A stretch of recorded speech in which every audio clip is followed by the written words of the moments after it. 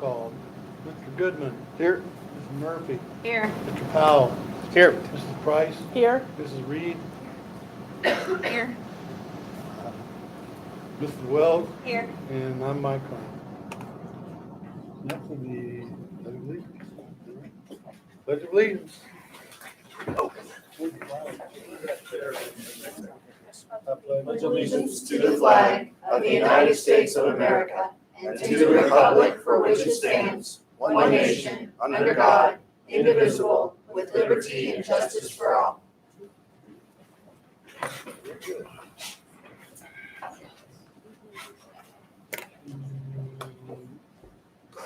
3, the district mission statement.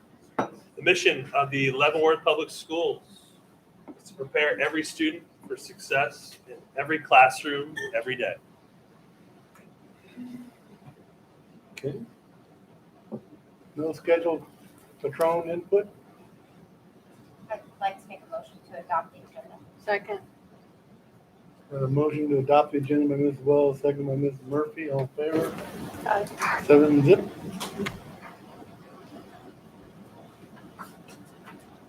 Yeah. Consent. On both sides? No. Okay, item 2, the consent agenda. I'd like to make a motion to adopt the consent agenda as presented. Second. I'll yield to Jack. Second. Okay, the motion to,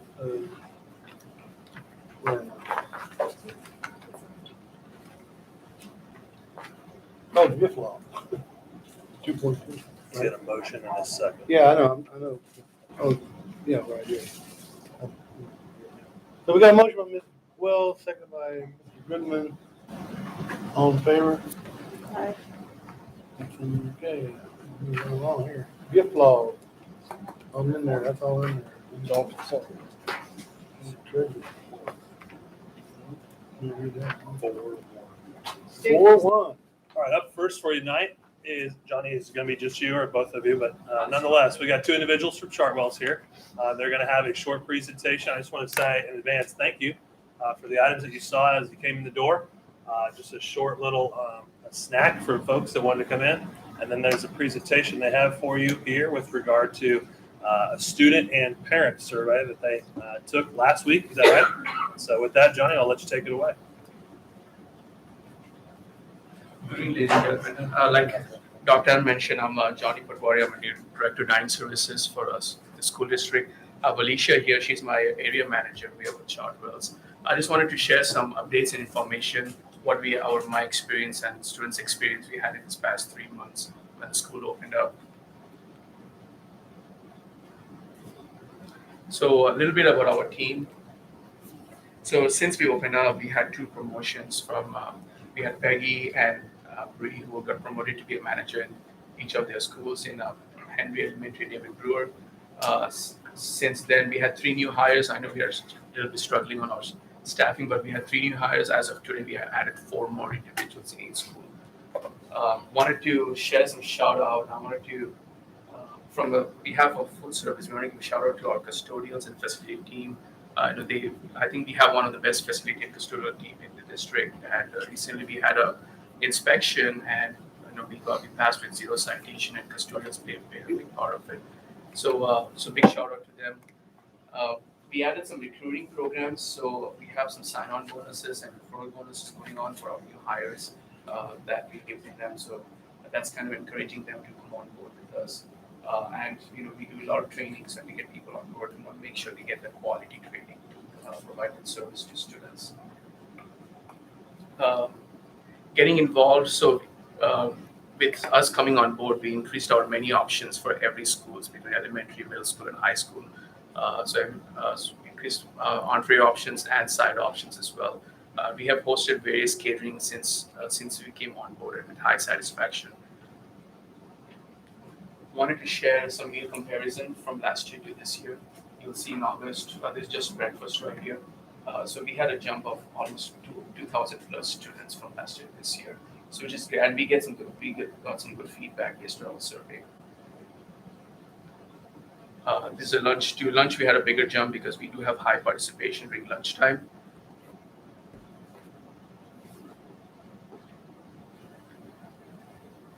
These are some stuff that we are going to focus on since we didn't, we have introduced our many programs. So now we are going to focus on some programs for our students, some fun things.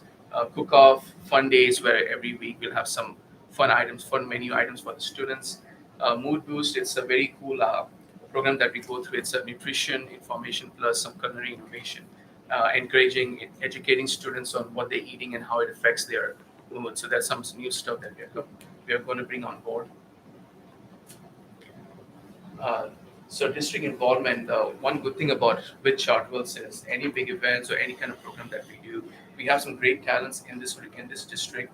Plus, we have some within Alicia's region. So whenever we do something big, we do get other people involved in Chartwells. So when they come on board, we want to make sure we do it big for the students and have some good promo going. So as Dr. Adams was mentioning, we did a survey last week, which I can talk about a little more. So we did survey last week from October 2nd to October 6th. Overall, it was a good survey. We have increased our social media presence. Starting next month, we are going to do a newsletter. So we are going to get some communication out there for the students and parents, for everybody. So what's coming, what we have done in a previous month. And I have been doing a weekly food service updates with students and group. The other things, I wanted to share some obstacles that we go through. Supply chain, as usual, it's always an issue that we go through. So I think recently it has been a good flow going on. But as soon as we do hear some supply chain issue, I try our best to make sure it's educated to the students and the teachers as well, and the principal, to make sure they are aware of when we are changing the menu on the website and things like that. The staffing, as usual, it is an issue. Recently, we went to an Indeed Easy Apply where people can go on Indeed. When they click on apply, we'll get the resume right away. So it's a faster track, and that's kind of I've been very fortunate. Like in one day I hired like 4 people. So it's a good program that we're going through. And technology, last 2 weeks ago we had our website which crashed. So they're working on making sure our menu is updated regularly. Students get their menu information on time. Any questions on this before? So what was the information you were gathering from the students through Student the survey? survey. Because I saw the parent survey. Yeah, I do. Would you mind going through the survey? I can do a quick overview on the survey. Yeah.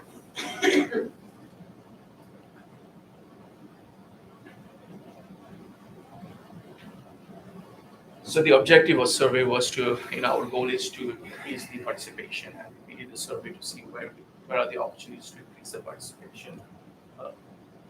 It's an online survey. So we did for parents, were for elementary, and students were for high school and middle school. So this is, you'll see we had 287 students between middle school and high school has participated. This is just a breakdown of which grades. 9, 10, and 11, we had high participation on the survey. Within the parents, we had 99 parents. I think the first, second, and fourth grade parents were the most participation we got. So one of the questions we ask is, when they look at the menu, what they look for, what's the most important thing for parents and students. So for parents, they look for more vegetables and more vegetarian and vegan items.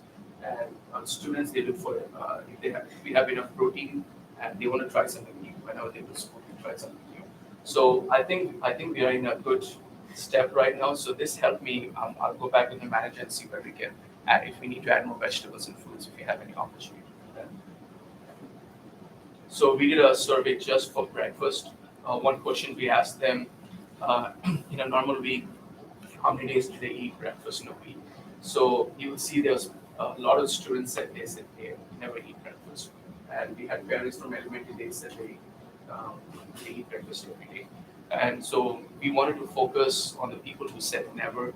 And the question was, so if they did say never, why are they not eating in the cafeteria? So majority of them was they don't have enough time, or the line is too long, or they just come to school too late. So that was the answers we got. So I'll look into that and see if we can improve improve that for them to see if they can come in and eat in the cafe. So you can see that was just for the breakfast. And one of the questions we did ask them if they were in charge of menu designing, what they would like to see in breakfast. So smoothie and fresh fruit was the top two answers from between both parents and the students. So something we'll look at. We do have fresh fruit. There might be some opportunity to add some more. So I'll look into that. And smoothie was the other one. Same questions we asked for lunch service. You'll see we had a lot of parents and students that they do eat lunch in their cafeteria, the school cafeteria. We also focused on the people who said never. So it's kind of the same answer. They bring food from home, rather bring food from home, or they are just, the lunch. One of the answers we got from high school was the line is too long. So we'll work. So something that we can control. So we'll look into that. But as you can see, majority of them say that they do eat in the school cafe. Same question, if they were in charge of menu design, what they would like to see more of, and fresh fruit was the top answer from both groups. There were some little things here that they would like to see. Perception, the other question we asked them, so we categorized and asked them to grade us on poor to excellent, and we got some grade. A lot of people gave us excellent on friendly workers, which I really appreciate that, regardless of short staff and all the changes we are going through. We have staff who are not compromising on food quality and service, so I'm glad that they get to see that.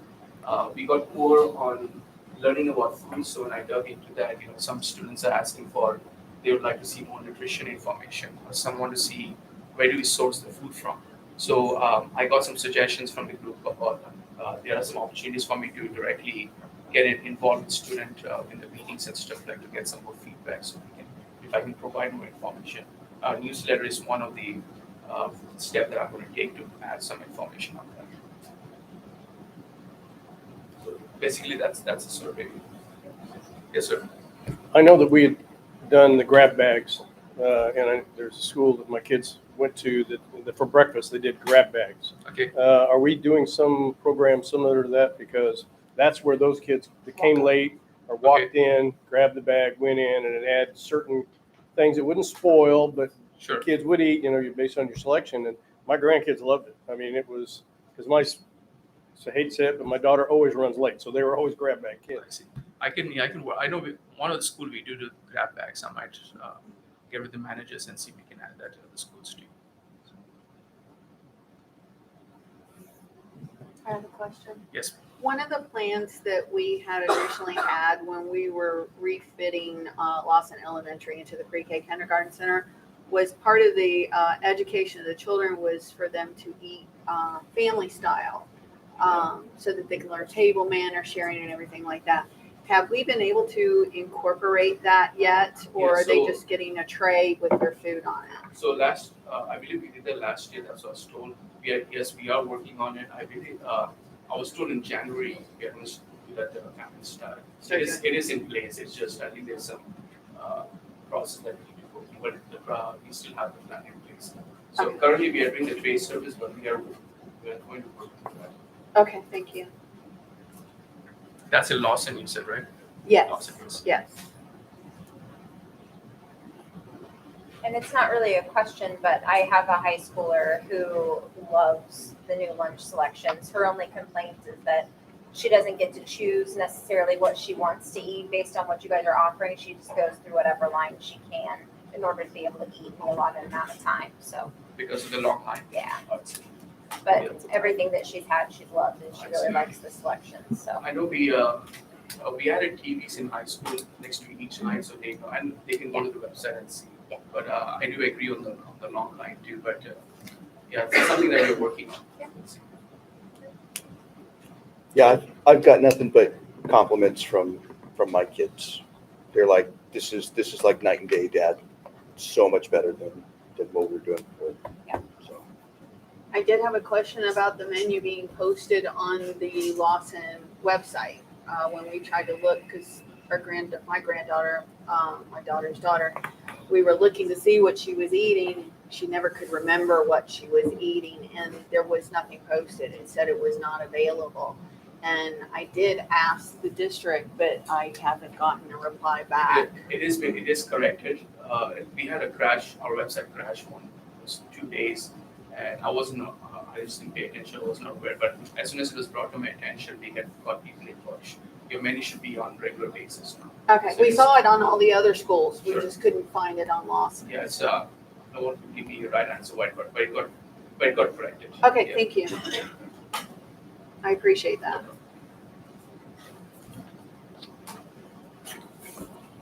Anybody else? Move on. Stay up there, guys. Whoop. I got a bent little certificate here for you. Oh.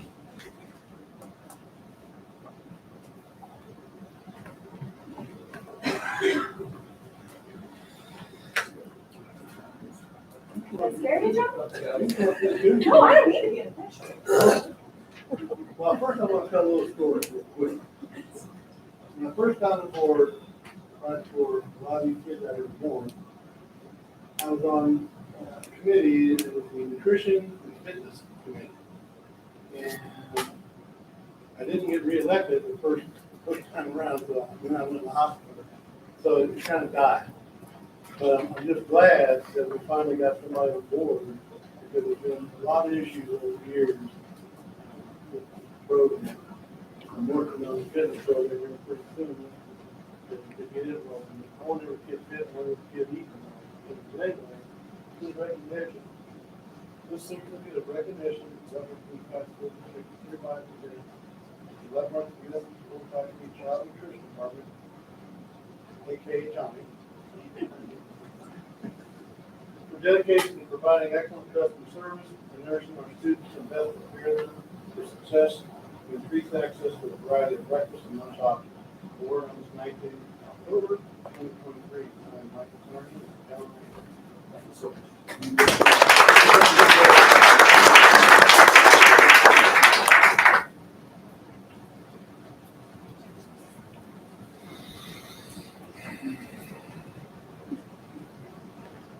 And then, Mr. Murphy?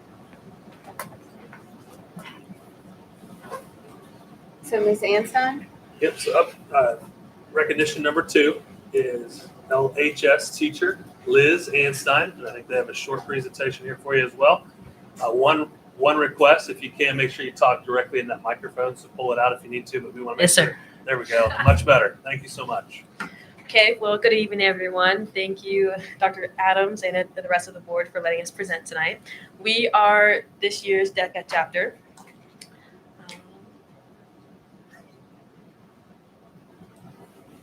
So this year, this is our executive council. We have 5 vice presidents and 1 president. Brady Waters, he unfortunately was not able to make it tonight, but we have our Vice President of Recruitment and Membership, Lily King, here with us today, and our Vice President of Finance, Caleb Baltzar, here today, as well as myself, Vice President of Public Relations, Julia Hale. Our other 2 officers are Vice President of Operations, Avery Denny, and we have a Vice President of Communications, Gracie Bachman. So some of our recent accomplishments that we have this year, we had competed in the International Career and Development Conference in Orlando. We took all 3 of our student-based enterprises, Pioneer Perk, Pete's Print Stitch, and Pete's Place. Pete's Place and Pioneer Perk actually made top 3. That slide is wrong. Top 3% out of 300? More than 300. 300? And all 3 of our SVEs retained their gold certification. We also hosted a summer leadership workshop where we invited our incoming leaders, so this year's leaders, to a summer intensive where a few of our CTE advisors had hosted a few, like a conference, some presentations to help us develop our leadership skills. So this is a hierarchy of our school-based enterprises. We have 3 this year. Our first one is the print shop, Pete's Print Stitch. I'm actually the head manager this year. And we have Pete's Place, our school spirit store, which our president, Brady Waters, he's head manager of, and our coffee shop, Pioneer Perk, which Lily King is manager of. So we have a student CEO, Avery Denny. She is in charge of all all operations under all three businesses. And then we have the head managers who are in charge of the operations within just their business and their employees that follow. We also have Caleb Baltazar, who's our chief financial officer. This year, he is managing finances for all three of the SBEs, trying something new. And I will let him explain that to you guys next. So these are the quarter one revenue reports for August, September, and October. So first, Pete's Place represented in blue. We've had a substantial increase in revenue that month because of the 2 home football games, where we also sold special event apparel, military appreciation hoodies, and homecoming shirts. Pioneer Perk, represented in red, also had a substantial increase in September. We had back to school bash and 2 home football games where we sold drinks and other products. Pete's Print and Stitch, represented in yellow. We printed and embroidered more than 600 garments, as well as printed more than 200 banners, including several external clients. Right now, we are diligently establishing financial accounts for each business, following industry standard accounting procedures and utilizing the accounting software provided by our financial sponsor, Intuit for Education. We are excited to establish these accounts so we can begin to create formal budgets and sales projections as we continue to replenish our inventory. Thank you. Hi guys. So our fundraising does a lot. It builds community, but it also helps build us as leaders. So DECA runs all these community events, such as our military appreciation, which we had a t-shirt online. We also did a miracle minute to help with fundraising, and we decorate the stands trying to get our students involved, but also help them understand why we do it. Currently today, if you see my outfit, I'm all pink. We are about to go run the Miracle Minute for Pink Out. And then again, October 20th, make sure to come to our Pink Out game, where once again we'll be raising awareness for our KU Survivorship Center. And then also whenever the basketball game season starts, we'll do another military appreciation for them. Our leadership developments, we've done all sorts of different things for that. We have multiple people come to speak to us yearly. We do games. We ran games at KC Current and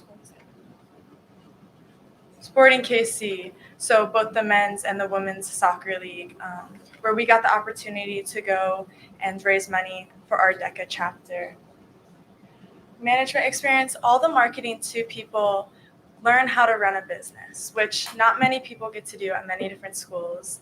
But as you can see, like Jalita, Caleb, and I all start, and then as you continue through the class, you get to become a manager, and then you train through.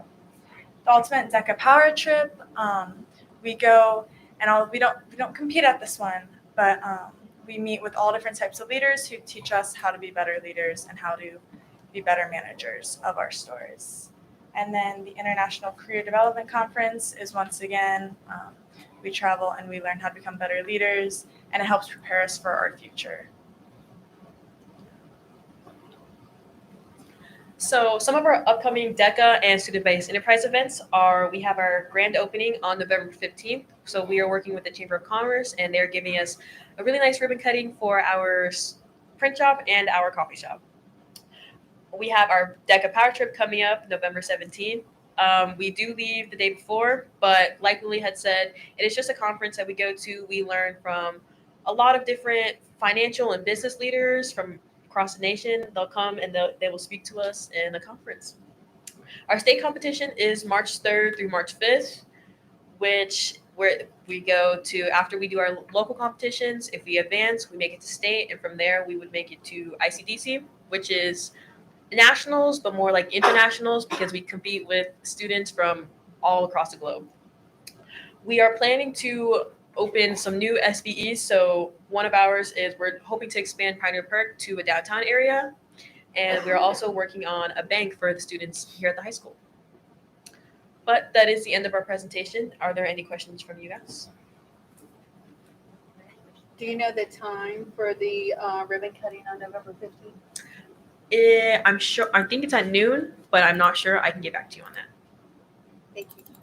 Are there any other questions? All right, just stay there. And if Miss Einstein can come up here with you, she's here. Yep. I saw her a minute She's ago. hiding behind the Oh, pillar. there we hiding. go. You're hiding behind the pole. Our teacher of the year, Samson. Yes. All right, congratulations on Teacher of the Year. But also here, I have a certificate of recognition. The Leavenworth Unified School District hereby presents Leavenworth High School DECA and Ms. Liz Einstein for demonstrated school-based enterprise knowledge, mastery in the areas of marketing, finance, hospitality, management, and outstanding achievement in local, state, and national competitions. And this is awarded on this day, the 9th of October, 2023. And I want to add, it's not just DECA where she touches people's lives, because I've had children, 3 of my children go through classes with her since we've lived here. And in those classes, she also teaches marketing and other things that makes them further on to be successful adults once they leave. So I thank you for that also. So you all get over here, just come over here, so you have the little logo. I'll come up over here. I like to be the tagger. Oh, okay.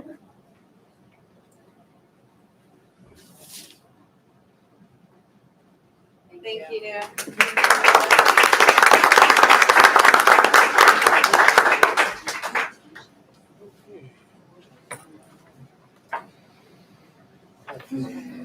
I like to see the face.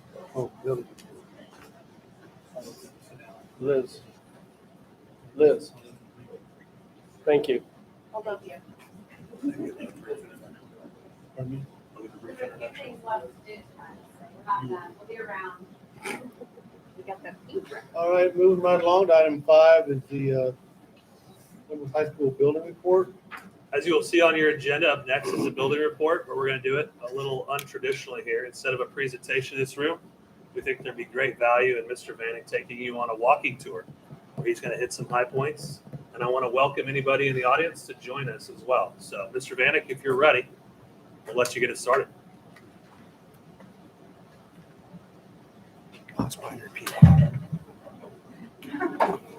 We should Mr. have. Carnapper, that was your favorite last year, so I had to bring him back. But one other piece that I've added a layer to this year with what we do here at the high school.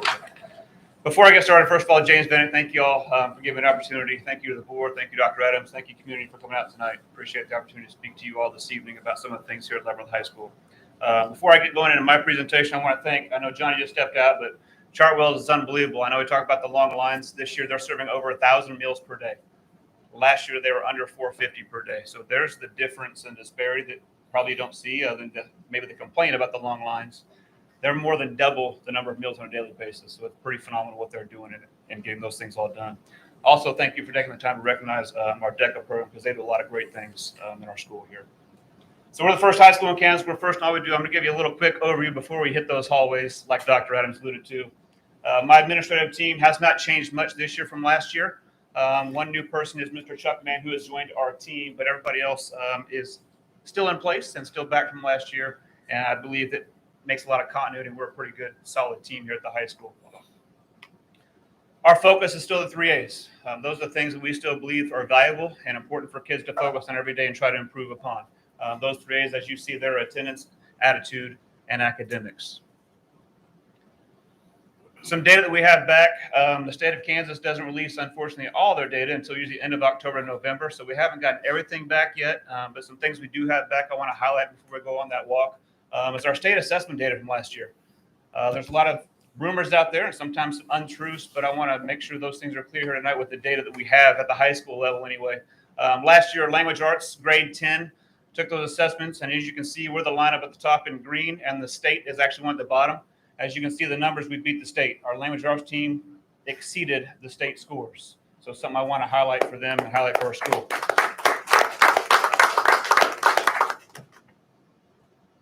Math also tested in grade 10. Unfortunately, they fell a little bit short, but I will say last year with our math staff, we were 2 staff members short last year. So we had to absorb a lot. Increased class sizes wasn't necessarily the most ideal. We kind of have a full math staff this year, so I'm looking for different results hopefully this year, and hopefully they will beat the state scores this year as well. But you can see they're not too far off the state score with being short staffed last year. And then our science team, they take that assessment in grade 11, and as you can see from the numbers up there, our science team also beat the state average. So in 2 of those 3 categories, we're exceeding the state. That's how great of a staff we have at Leavenworth High School. And I want you all to hear that this staff is phenomenal. They go above and beyond every day to do the best they can for our kids and our community to serve. So I appreciate the work that they do. Our end goals, we focus on those 3 A's, but what are we trying to get out of our kids? In 4 years, hopefully we get them all across the stage and get that thing called a diploma. But what do we have as goals for them? Hopefully it's one of those 3 E's. We want them to be employed, enlisted, or enrolled after they reach that high school diploma. So far this year, let's talk real quick about a snapshot of how we're doing so far with our senior group this year. I think we're off to a pretty good start. We right now have 52 seniors that are slated to graduate this semester out of a class of just under 300. So we've got 3 actually 5th-year seniors that did make through graduation requirements here so far late in the summer, early fall. So we don't quit on those 5th years. We do everything we can to try to get them through because it increases the opportunities they may have in post-secondary life. We've got right now roughly 120 seniors that are on early release and scheduled for early release, which means they come here for a partial day, not a full day. And they end their day and they either go to take college classes or in the working world and do different things for career experiences. We've got 92 students enrolled in our Pioneer Career Center, which is our local tech school. We partner with KCC. So they're in all those trade schools trying to get certifications as well as that high school diploma. And we've got 4 community internships. You can see we've got a large number of our seniors that are already doing things to get ready for post-secondary success. Obviously, a couple of things that we kind of keep talking about and try to focus on improving and making better for our kids in our community. Number 1 is attendance, and we certainly can ask the help of everybody in this room to help us get better at attendance, getting your kids to school on time, getting them here every day and ready to go. We certainly want to keep improving that because that is definitely one of those things is that post-secondary career. That's one of those number 1 job skills. You got to show up every single day. And then those attitude and behaviors along the way. Not every day is necessarily the best day, but it is kind of what you make it. So trying to change those attitudes and those behaviors to try to have a positive outlook in their daily lives. All right. Having said that, if y'all will entertain me, we'll go on a short building tour. I'm going to get kind of mic'd up, and we'll head back out that door you probably came in this evening.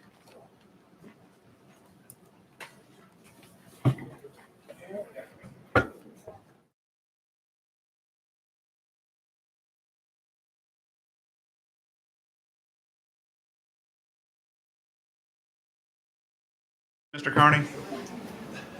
Are you good? You did great. I hope you all enjoyed the tour. Certainly it was a small tour. I love this place so much. I'm a graduate here. I could have probably spent an hour and a half tonight taking you on an entire building tour just because I love this place. We have so many programs in place for kids and opportunities for kids that I can brag and brag and brag all night long. But hope you enjoyed just that short tour and some of the few of the many programs we have here. As I like to always close with our students every day, usually they make it a great day or not, but for you all, make it a great evening or not. That choice is yours. What questions might you have? I have a comment, if I may. Yes, I ma'am. want to say I really do like the culture award rewards for the teachers, the students, and staff. Because one thing I have known and watched and noticed, the minute you reward good behaviors and positivity like that, more and more people do it, and it always does go further for those students to continue to grow and live by leading by example instead of with such negative things that we do know happen at sometimes. So I do like seeing that so that that's getting reinforced rather than a negative. Thank you for that feedback.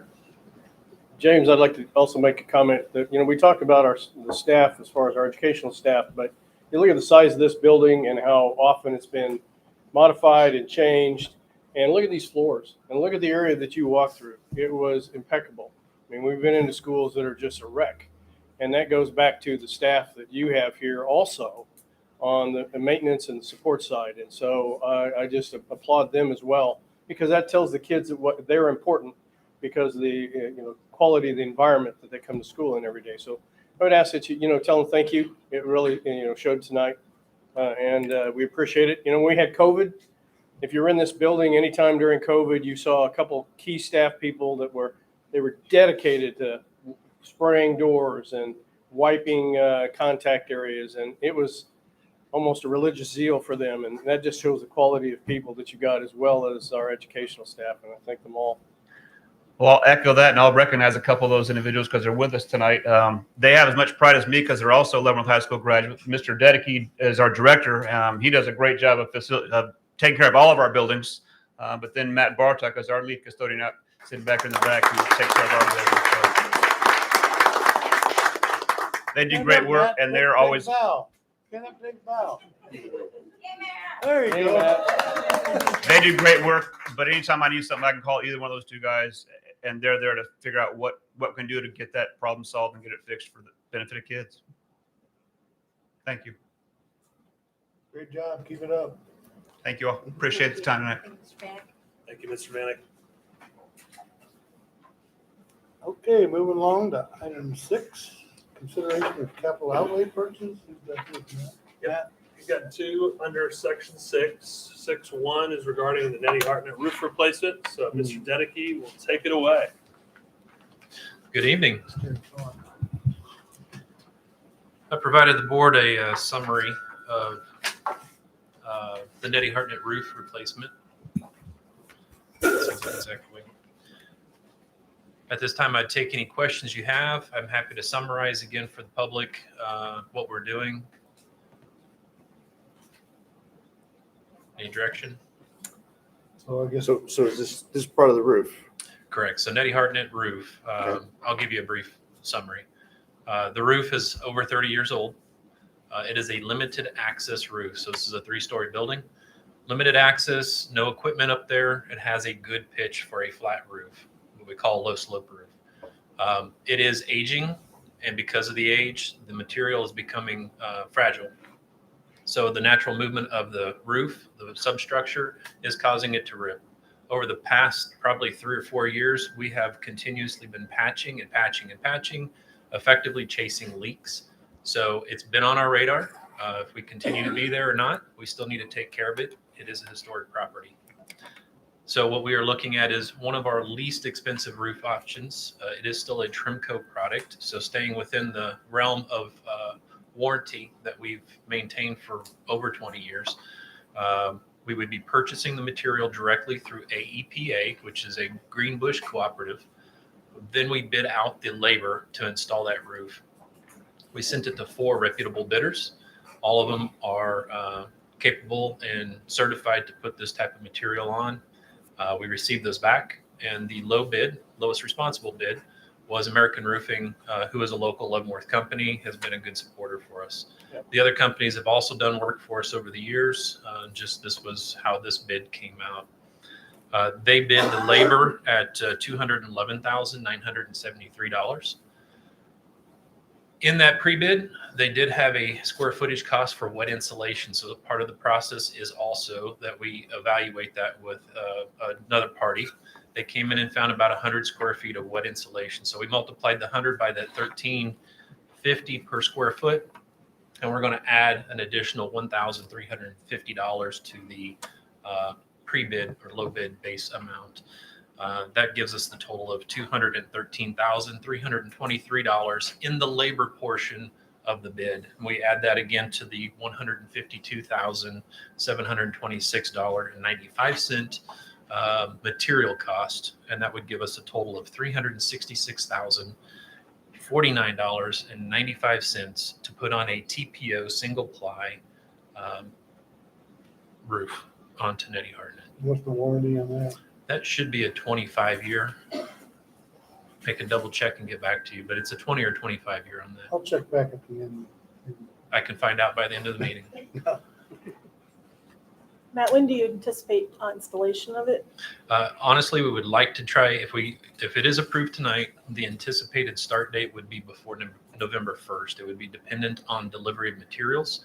I've spoke with the principal, Lisa Cross, at that building. We have an agreement. As long as they can have their haunted hallways on the 26th of October, and we don't interfere with that, she said we can have some of the parking lot to stage. We have a plan for access. They will have a crane on site. We will keep things managed, but it would be hopefully by the 1st of November, provided material shows up. Have it completed probably within a month. This would also include new capping that goes around all the parapet walls. So we would have a completely sealed, good roof. This would also be including some new roof hatches as well, so it's a little easier to get up on the roof. Okay. May I ask? For that, I want to reinforce the haunted hallway Yeah. needs to be protected. So, Yes. Also, how much distraction is this going to be while the kids are attending class during that month? They're going to be putting that on. Sure, great question. I don't think it'll be too much distraction. The way that building is built, there is about 6-foot attic space between the actual ceiling and the roof deck in the main hallways. It'll be pretty much just screwing down a cover board over the top, so they may hear a little bit of noise from some screw guns, but there will be no like hammering, that type of thing. We worked through a process similar to this at Warren Middle School in some of their renovations during classes. If it becomes a problem, we can work with our construction crew and try to get them to work on the other side or adjust classes. So it's more of an inconvenience based on parking, whether it's for staff or parents coming in and out of the building. I would say it would not be an inconvenience for a day-to-day operation because there's a chunk of the parking lot that's not used. Okay. I think we should have plenty of parking space. Again, the 26th being the important date Right. to avoid for parking. I think we should be able to support that with minimal. Again, me and the principal, we have spoken. We'll continue to speak, make sure that she feels they're using the right protocol coming in to enter and exit the building. We've talked through that, what it looks like.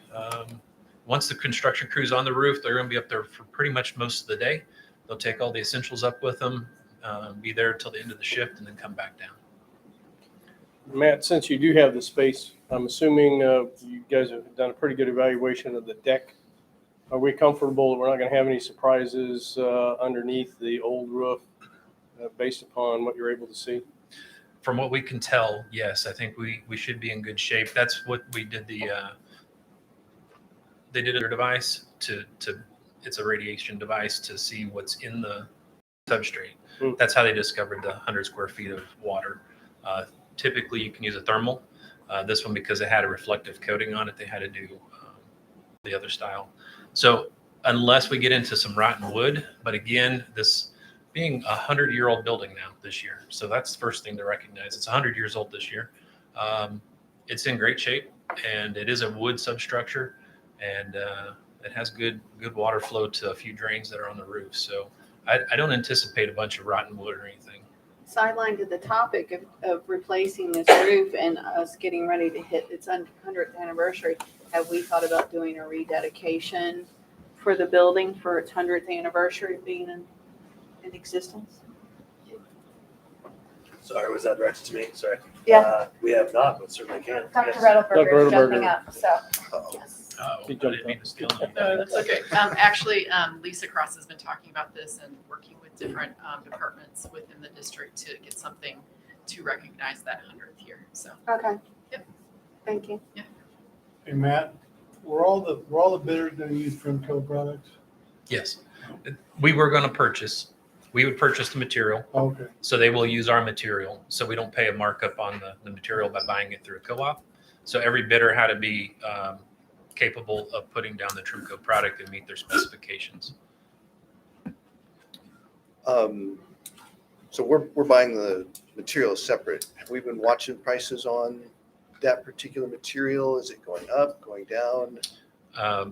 We are buying it directly. I have not been watching the market for roofing materials, but like everything, we're seeing exclusionary costs on a lot of the things we purchase, that by the time you submit a purchase order and by the time it's delivered, if there's too big of a gap, they're putting disclaimers in it that indicate that there could be a markup for certain products. This is it is a thermoplastic, so it does have petroleum in it, but it is not a typical asphaltic based material. So I think it's a little bit more secure and less subject to the vulnerable market of petroleum.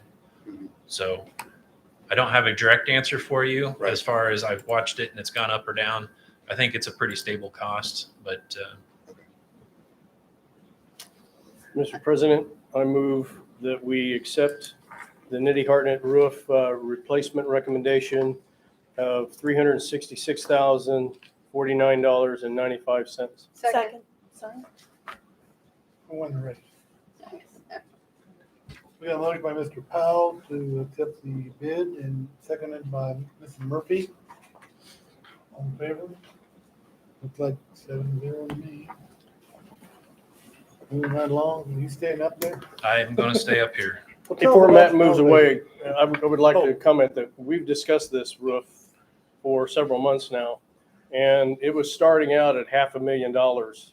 And I say that so that Matt and the work that his team does to get us into a more reasonable financial position is, again, Matt, thank you so much for you and your team, and this is just evidence of your hard work. Appreciate it. All right. Tell us about the elevator. All right. So are we good, Brian? All right. So David Brewer, we have an Otis elevator that was put in 2010. A couple things have changed over the past few years. So last year we did what we call modernization of elevator components or the cabs. It includes the pump station, all the controls and lights and some buttons in some cases. So it's doing several things. And then there's a major change for the state of Kansas this year where the Kansas State Fire Marshal now is over elevator inspections. So we added a couple layers of inspection and code compliance things that we have to follow. This would do what we just did to 3 other elevators at Nettie Hartnett, at Lawson, and where's my third one? At LHS here. So we just completed these last year, and it's going to bring us up to date for ADA. It'll help us be code compliant for the Kansas State Fire Marshal's office, and it will bring our elevator into a serviceability for the next several years. So one of the biggest pieces is the control boards that are in here are proprietary to Otis. They are obsolete at this point or on their way to obsolescence. If it were to have a failure today, it would be doing essentially this in a quicker fashion, and we would have an elevator that is out of service for several months. This process by itself takes about a month to a month and a half, so the elevator would be scheduled out of service through the summer months. So this would be a summer project. That's about the nutshell of what this project entails. And so there are some subcontractors that would be working under MEI to do some of the code compliance pieces for the fire marshal. And we are making this purchase or making the recommendation to have this purchase through the KU contract. Again, we did this the last time. We brought these to you, and it is a piggyback purchase through KU's public bid. And that amount is $177,611. And that will set us up with this elevator and complete the 4 elevator renovations and modernization that we have in the district. Matt, how often are the elevators inspected by the fire marshal now? So they'll be subject to an annual inspection by the Kansas State Fire Marshal. We have quarterly inspections by MEI, which include cleaning and then minor adjustments. And then MEI is also on call if we have any issues, and we do have those. They are very quick to respond, usually within 24 hours, and they do have emergency services. Thank you. Man, how does liability fit into this at all? Because, I mean, if this is not upgraded, then it leaves 3 that are upgraded and 1 that's not. So, I mean, we need to do this. So liability, I don't know if there's a real liability. If it were to fail, we still have access to the 2nd floor at David Brewer by going around the building. It'd be an inconvenience. The only thing kind of in your direction would be if the state fire marshal came in, we would be deficient upon an inspection, and we would start to see deficiency notices. So we're just trying to get ahead. I will say that we're probably ahead of most school districts at this point, having 3 of the 4 taken care of and working on our 4th one. This is brand new out to all the school districts. I've been to several Kansas State Fire Marshal presentations regarding this. It's going to take a while for it to get caught up, but the intent is to make sure that the elevators do fall under stringent guidelines under office of the state. So that's why we're seeing this change. Right. And seeing how we're kind of trying to keep an eye on how costs are changing. Yes. How does this 177,000 correlate back to the 3 that we've just got finished with? I don't recall. I Okay. want to say the 3 combined were over 300,000. But they're all different elevators. So I don't know if we can compare them apples to apples. Okay. Fair enough. I'd like to make a motion to purchase the elevator modernizations in the amounts of $177,611 from MEI Total Elevator Solutions. Second. We have a motion by Mr. Wells to accept the bid from MEI. Second, who got the second, John? Mr. Goodman. All in favor? 7-0. Thank you. Thank you, Matt.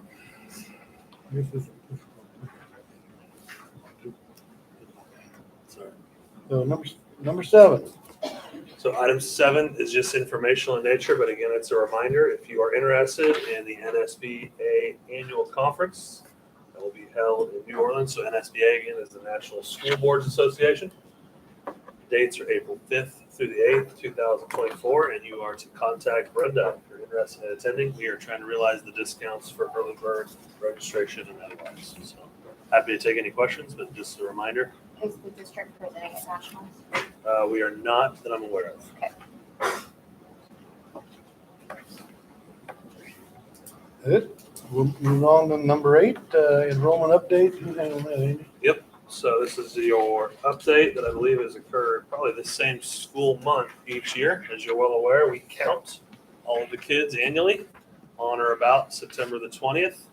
And then with that comes several different reports that feed directly into our funding and otherwise. And so tonight is an update after the 9:20 head count. Mrs. Sloan, take it away, please.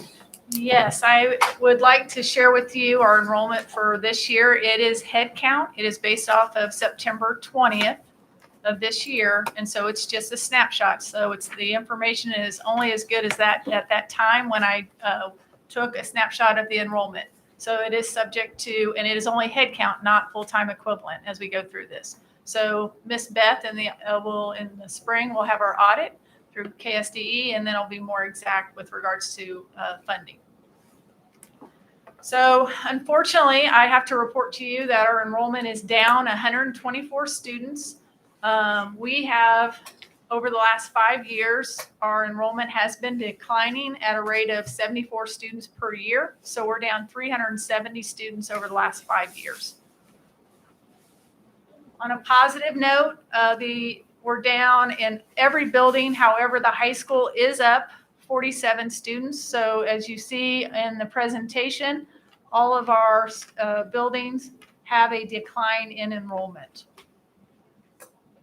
Here is the actual average class sizes as per the request of the board in previous years. You wanted to know how many students per class at the elementaries. I can tell you pre-K is only 3 teachers, 6 sections, which is AM and PM, and so forth. And so kindergarten, we have 1 less section, so we're at 18. And our goal is, per the guidelines that you've given me, is to stay in that 18 to 20 range for a primary. That's going to be your kindergarten through 2nd.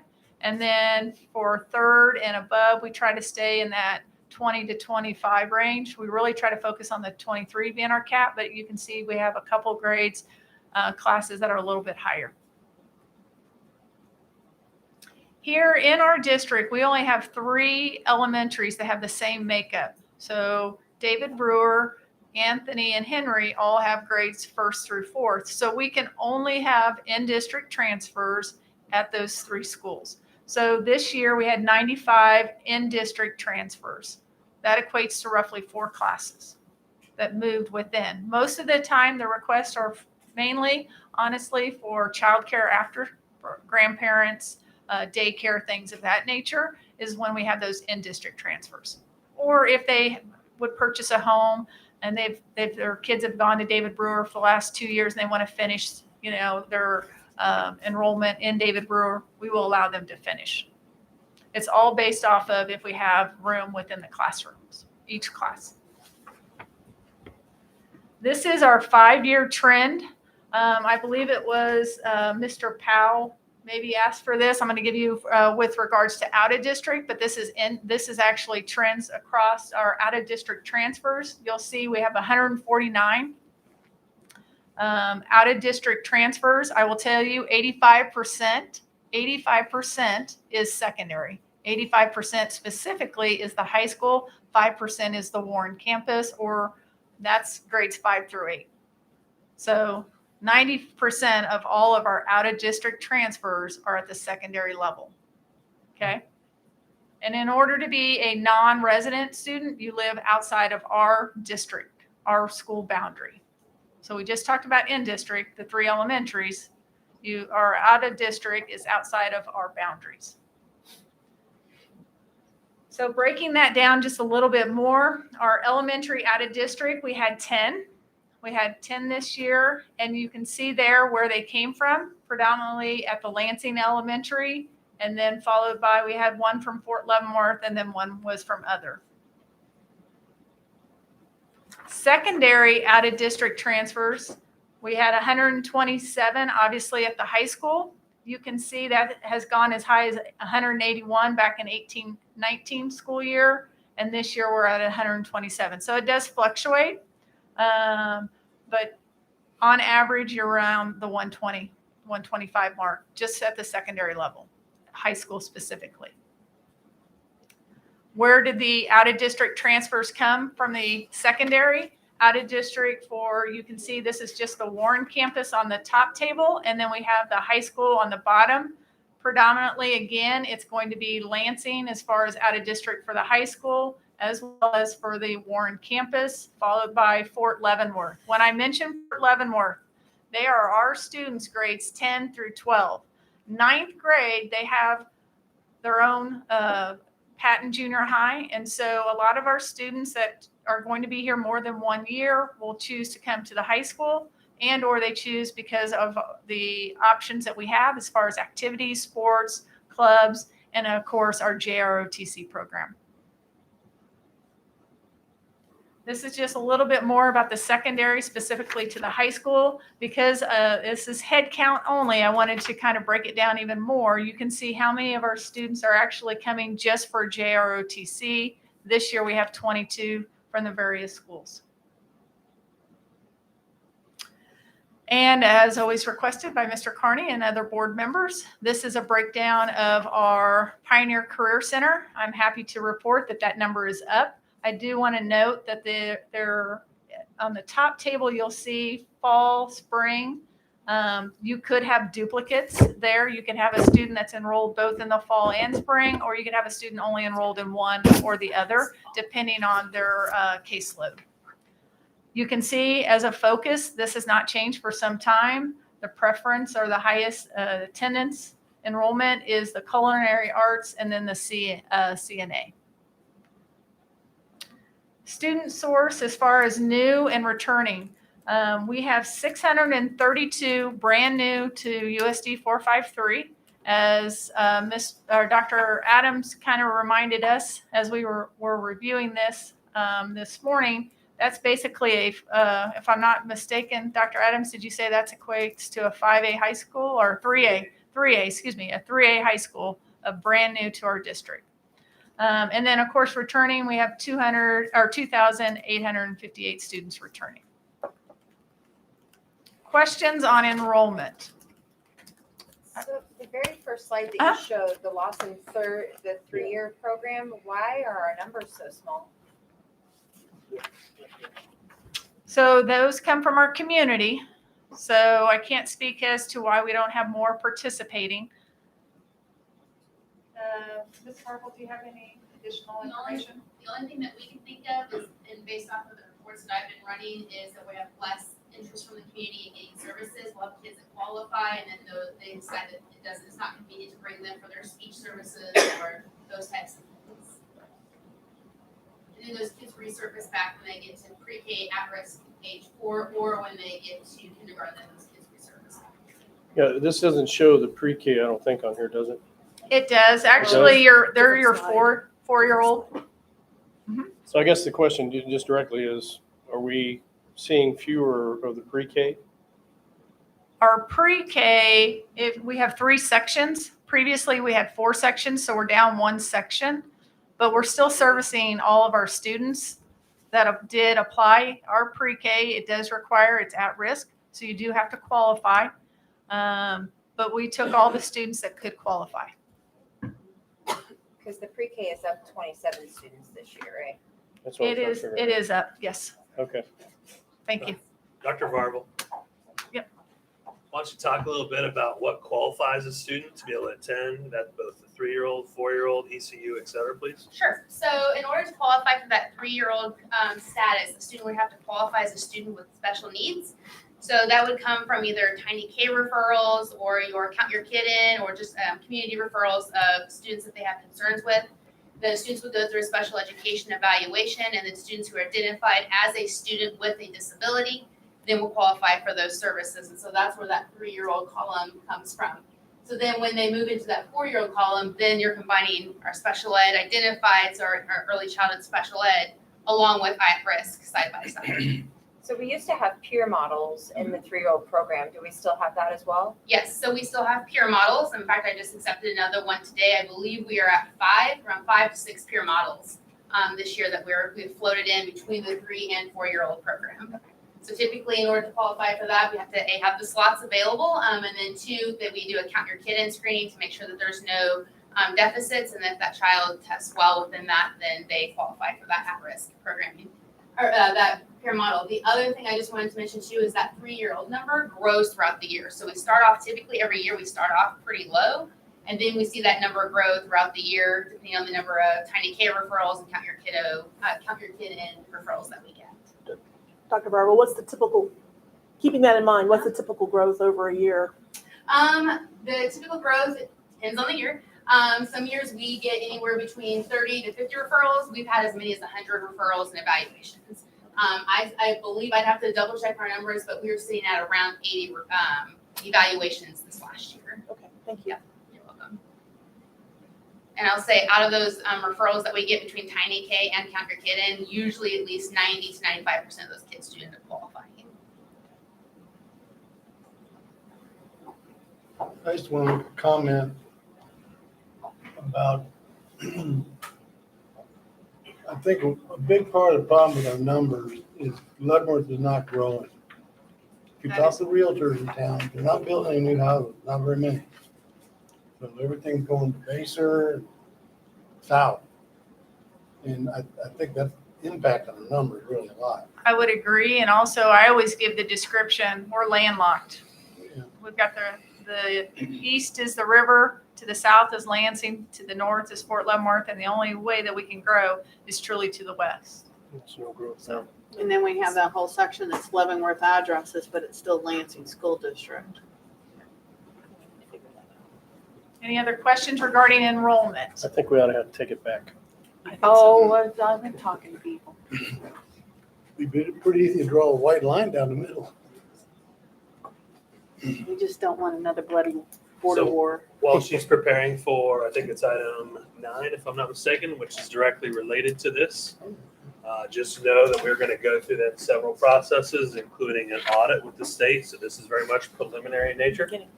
The audit then is anywhere between January and as late as May. And so we'll have what I would call micro adjustments to the final FTE that Beth's team will facilitate.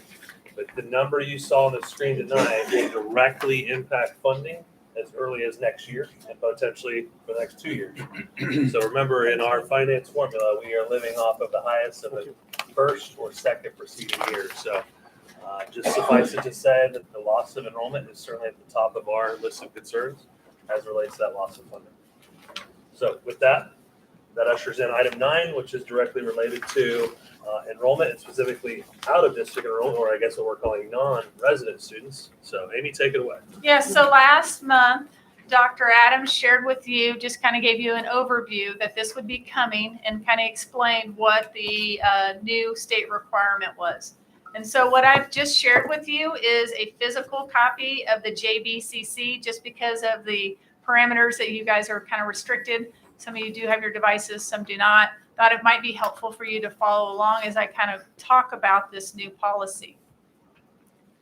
So there's two things tonight that we hope to accomplish. Number one is that you had an opportunity to review the attached proposed draft of JBCC. We will take any feedback or questions you have once I go over it, and then we would ask that you allow us to do a public notice of a hearing for the November 13th. We are required by law to post this for 2 weeks and then have a public hearing at the November 13th board meeting regarding the new policy of non-district JBCC. So I'm going to go ahead. If you'll just follow along, I'm going to give you just a little bit of information, and then I will be happy to answer any questions. But if you go ahead, there are no changes to the original document that was provided and recommended by KASB until you get to the last page, pages 5 and 6. I know you've had a chance to review this last month, and then again, we just posted it last week. But I want to bring your attention. We made some recommendations to a few changes. What deems a student to be in good standing. Thanks to the help of Mr. Potter and Dr. Roth, they helped me acquire lots of different JBC policies and what everyone else was kind of doing across the state. And then we looked at ourselves and what we wanted to do. And so we made the following recommendations, and I'll go ahead and unless there are questions about the policy anywhere else in the policy, I'll go ahead and talk about what it means to be deemed as not in good standing. We added, instead of 90% attendance, we said you needed to have 95% attendance. And please note, this is 95% of attendance rate. It does exclude excused. So this would mean a student would be able to still miss 9 days unexcused to be at 95%. So that's why we bumped it up even higher. Otherwise, they would have been able to miss 20 days of unexcused. And we didn't feel like kids have to be in school in order to learn and to be effective. And so we increased that, as did many school districts across the state are recommending. We did add number 2, the second bullet there, and that just aligns with state statute, along with attendance as well. And it also aligns with your current board policy, JBE, that says if you're absent 3 consecutive days, 5 days, or 7 within a school year. So we felt that was important to align with our existing board policy as well as state statute. You'll notice in the next blue section, everything in red was KSB. Everything in blue is what we're recommending as changes. In that next bullet, blue, any student that is a non-resident student has failed multiple classes in the current school year and is not on track to graduate.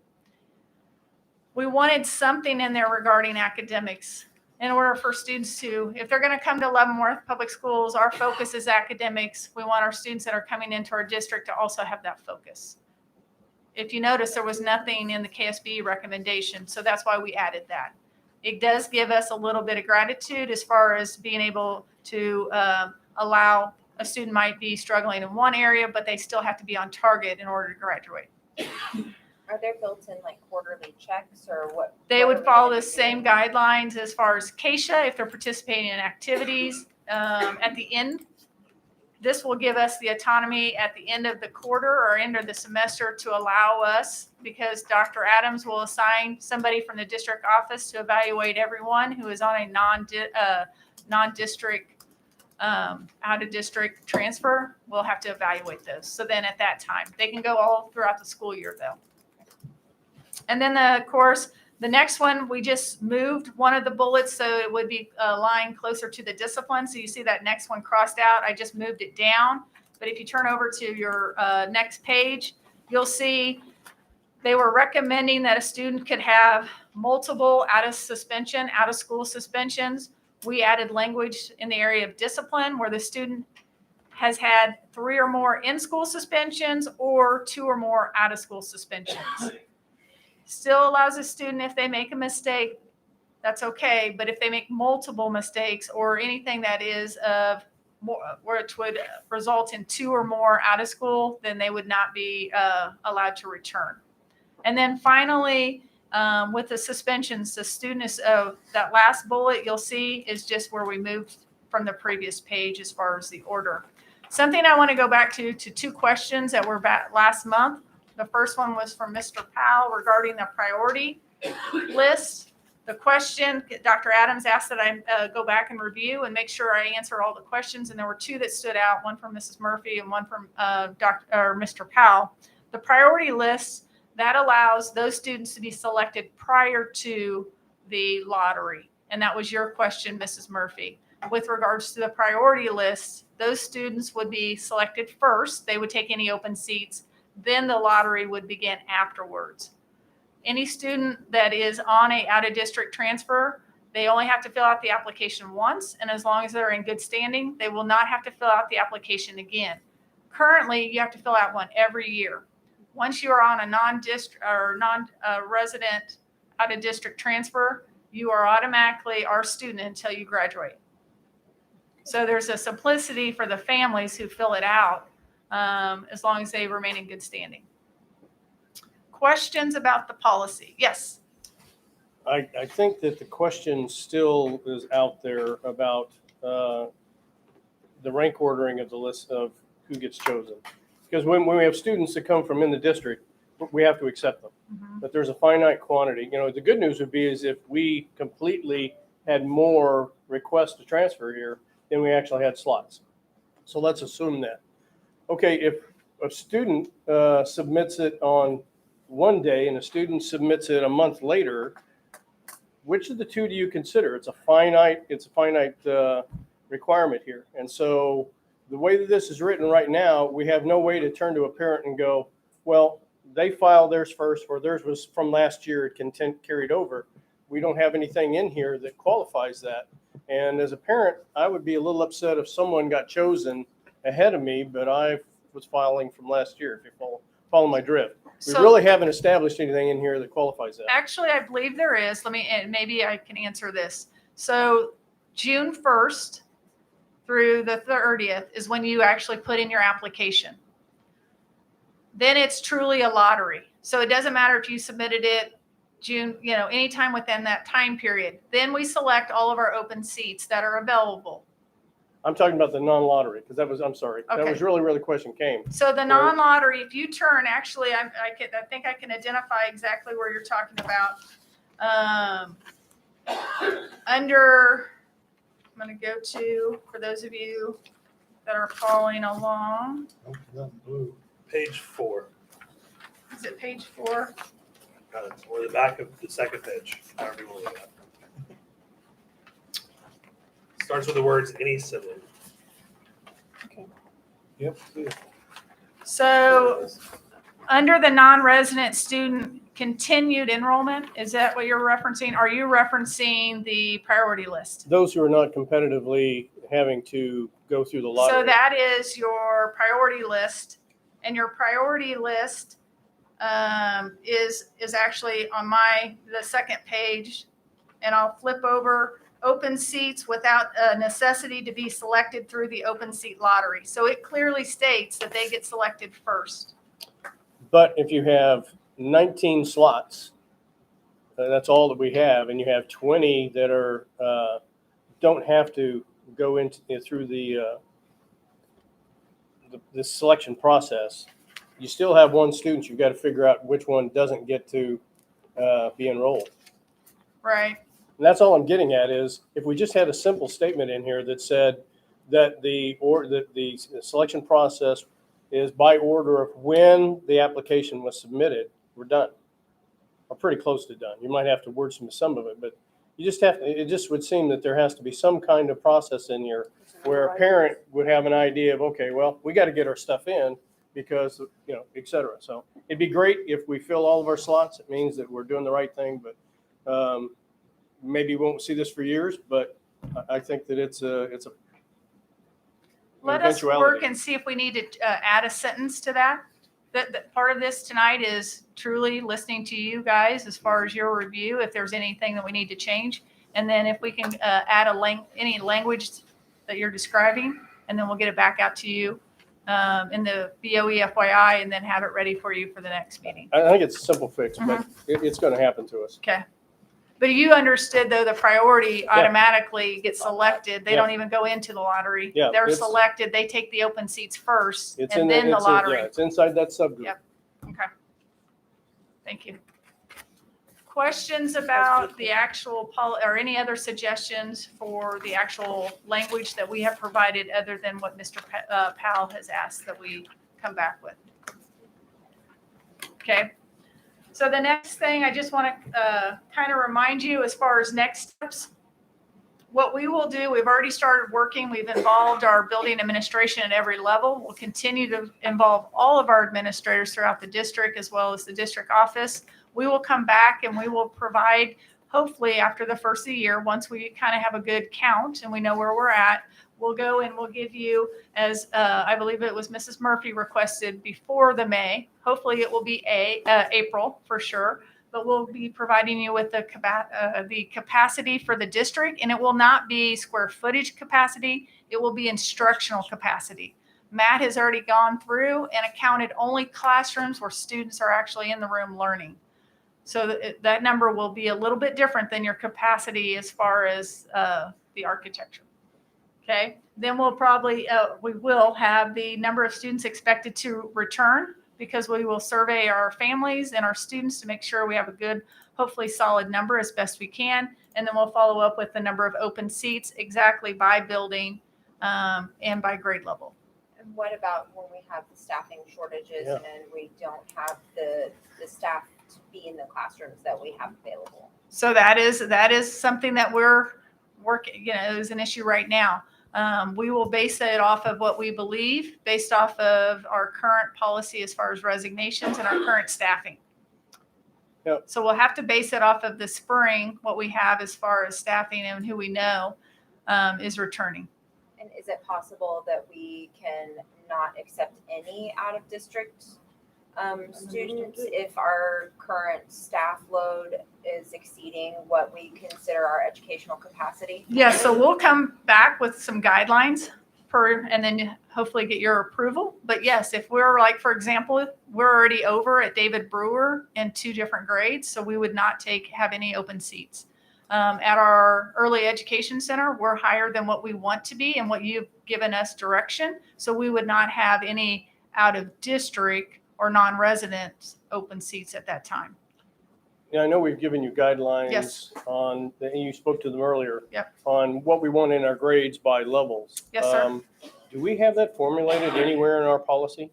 Or is It that is- just what we provided you as general guidelines? So previously, it's just what you've provided me, just like this, but moving forward, it will actually be in writing. Okay. And that's one of the things that you will be approving. Okay. I don't think our challenges here are with regard to bricks and mortar. Not in We this. have the physical space. Our concerns here are the human capital Right. and the ability to offer solid education. Yes. And so my philosophy, just so you're aware, is our allegiance is to the students residing in this district first. Yes. All right, I think I understand my direction. Thank you. And we will bring this back for the November 13th, giving you ample time to review. Thank you. Thank you, Amy. Thanks, Amy. Thank you. All right. Well, drum roll. This is first reading. Move along to item 10, the strategic plan update, and I think you're gonna handle that. I am, yep. You're gonna hear far more from me than you probably want to tonight, but we will attempt to hit the high points. So we are in the middle.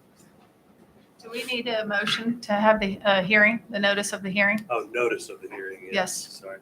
Sorry. I'd like to make a motion to put forward a notice of hearing for the JBC enrollment and JBCC enrollment non-resident. Wait a minute, when do we have to do that? It's for the November 13th. Oh, We're gonna handle this just like we do your budget hearings. You'll go right at 6 o'clock and then your board meeting will start right after. So we're going to call for the hearing before we have the new language at the new board meeting? Or are we going to have the new language first and then call for a hearing? Sorry, which new language? Are you just referring to the suggestion Yes. tonight?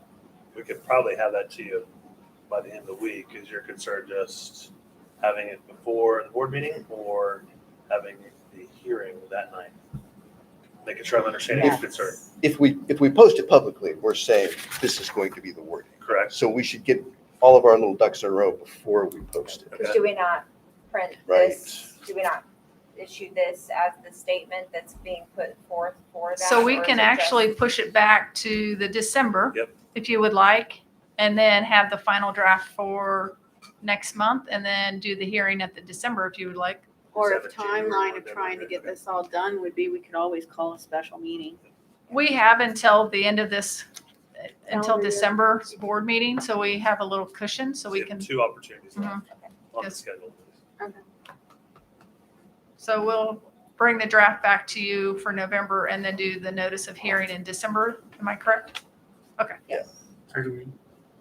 We should probably have all corrections in before the next board meeting. Agreed. You only had a motion, you never had a second. So We Right. did have a second, but, if we need to rescind it. Yeah, it's rescinded. Yeah.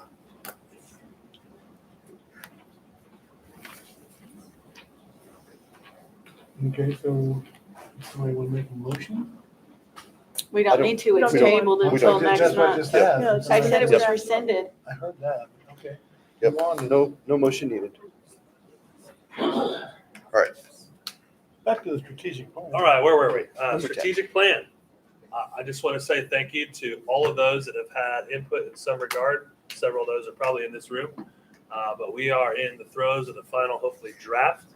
And so wanted to go through where we're at today, as well as next steps with regard to the strategic plan. So just a quick review of the various steps that we're going to go through. As you can see, it begins by putting a plan onto paper, operationalizing it then for district administration, building administration, and the people that actually put the plan into motion. A really important part then is the measurement component, and then hopefully developing a regular cadence for assessing that and determining where it is that you're at and making the necessary adjustments. Something I want to really stress tonight is the draft that you're going to see, even though it may live for 6 months, is always subject to change. I want us to be fluid with that. I want us to fall in love with the process, but not necessarily the specific step. And so really stressing that with staff as well as with you all as well. So tonight we are obviously in the planning stage, but hopefully here shortly we're going to be moving to the operationalizing stage. So we had 5 main focus areas for you. The first of which was teaching and learning. We employed a very, in my opinion, intuitive technology that some of you may have used before.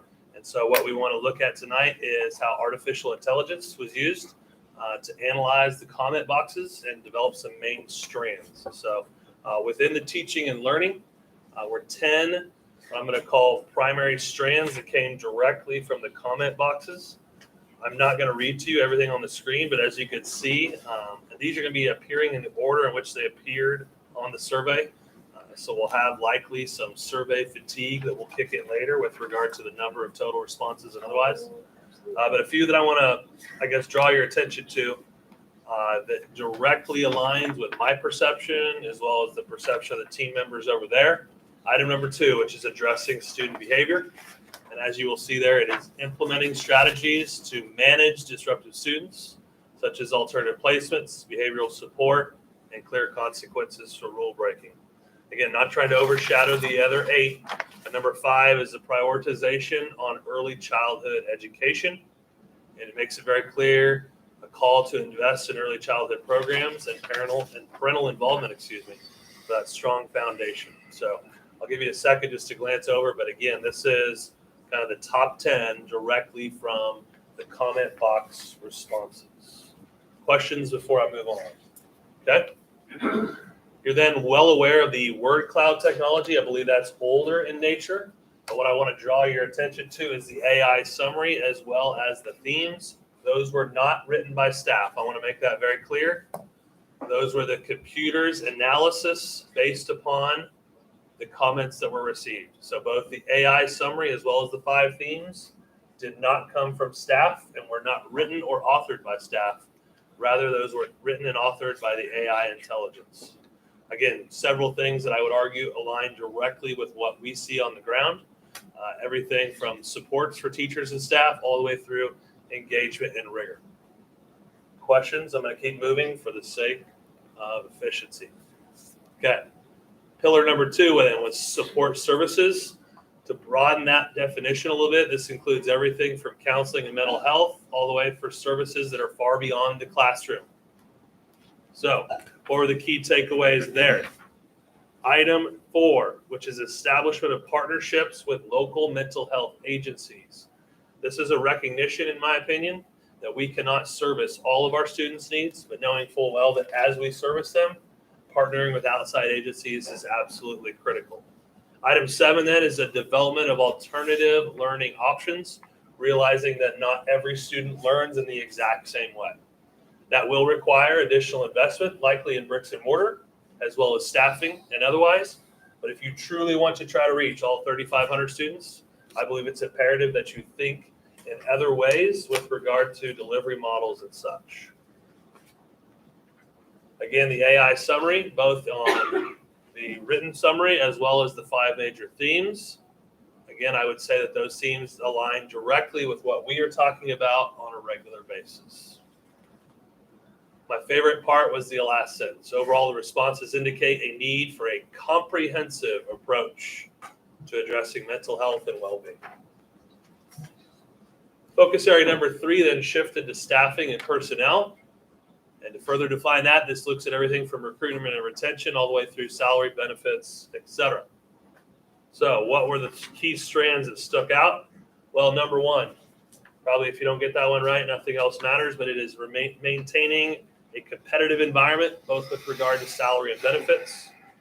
And then number 6, I really want to stress this one because I believe it can be a game changer, not just for our staff, but for the families of Leavenworth, and that is providing on-site childcare. We believe, and obviously the responses here indicated, that this could be not only a service for employees, but also to help our families with their responsibilities as well. Again, the AI summary for you, and I'm going to call out just a couple things that are bold-faced, is everything from degree scholarships, on-site daycare, merit-based raises, and opportunities for professional development. And it is doing anything and everything we can for both a diverse as well as qualified staff. The 5 themes, and again, the word cloud. Shifting to focus area 4, which shifts our focus to finance and operations. Again, this is everything from support and equipment all the way through our safe and secure facilities. So what did we find here? A prioritization on security measures. Item number 3, including but not limited to fencing around playgrounds, security cameras, and trained personnel. Item 6 also stood out to us as well, which was a focus on maintaining and improving existing facilities. Some of which you did tonight with the action items you did. It doesn't always include this, but can include heating, cooling, and building safety. The AI summary calls for providing budgets for teacher expenses, ensuring equitable distribution, and investing in necessary equipment for supplies, seeking additional funding sources, and a call for transparency in spending, as well as involving teachers in decision-making. Again, the 5 major themes that would certainly align with my perception as well as our cabinet and the word cloud. Our 5th and final focus area is on family and community involvement, which further defined looks at the strengthening of the connection between schools, families, and community members. So what did we hear there? Well, item number 1 I thought was really critical. It is an increase of community involvement programs and school-sponsored events. The idea here is to engage families and community members. Number 9, which is ultra critical, and it's something I am certain that our principals are stressing, but it's something that is at the forefront of everything we're doing in our daily work. It is making families feel welcome as they come into our buildings, into our facilities, and otherwise. What did the AI chatbot say? It looked at how to increase participation in parent-teacher organizations, parenting classes, promoting respect and collaboration, and finally, again, familiar theme, a more inclusive and supportive environment. Here, there was only 3 major themes, again, all in alignment with our perceptions as a cabinet. So what is the summary, you ask? There were several that stood out, and I realize that's tough to read, so don't worry, I'm going to hit the high points. But on the right is what's really critical for how this software and technology works. There is ratings if you've done this before, and the ratings are 5 all the way through 1. If you see, the top response was nearly all 5s by the peer-rated responses, as well as number 2. Number 3 then brings in a little more in the 4s. You get the idea, right? So item number 2 that we think is really critical. It is celebrating your teachers who come to school every day for our children. Further defined, it's important because we come even though we don't feel heard, valued, or supported. Really important. That was the number 2 rated comment. Number 4 is without highly qualified staff employed and at work and without students in attendance, academic and behavioral gains. This directly aligns with conversations I've had with some of our board candidates that are in the room tonight. Thank you for those that are making time to come out. But I have said numerous times already that we have to have teachers here on a regular basis, students here on a regular basis, and make everybody feel warm, welcome, and included in what we're doing. Those 2 resonated there quite well with me. Accountability is not just for teachers, but both for students and parents. That was also a high-rated thought. And then finally, acknowledgement, not just for teachers and admin, but also for support staff. We have approximately 600 employees in this district. Approximately half of them are not certified, i.e. they are classified as far as food service, custodial, maintenance. You get the picture. Half of the employees are doing that work in a classified status, and too often we don't do a good job of recognizing them. I am the most guilty of anybody. So again, I think that was an important theme that stood out.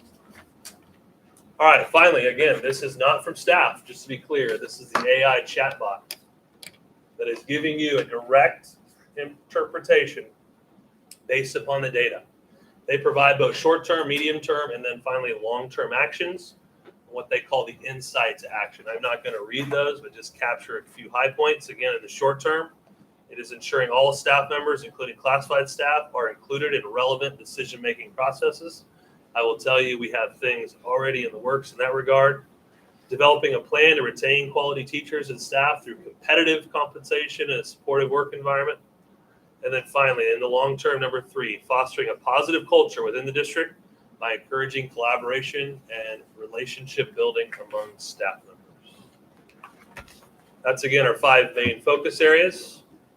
Within those 5 focus areas, we established a primary objective.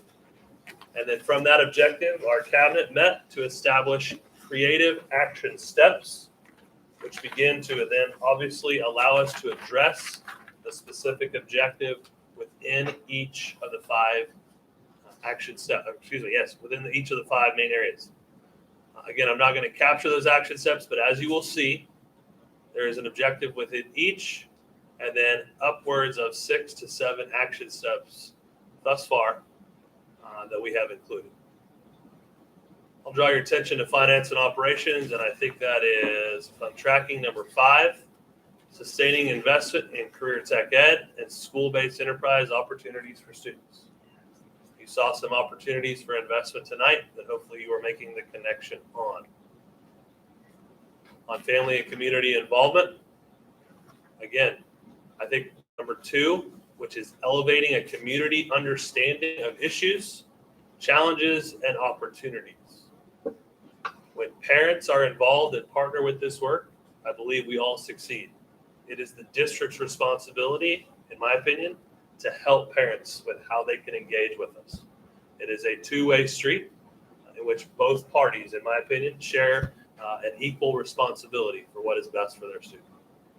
Finally, on student engagement and support services, again, several, but I'm going to draw your your attention to bullet point number 4, which is the creation, implementation, and refinement of structures to improve attendance and address chronic absenteeism. I believe if you really want to move the needle, the first thing you need is for students and staff to be here on a regular and consistent basis. I would stand for discussion and next steps.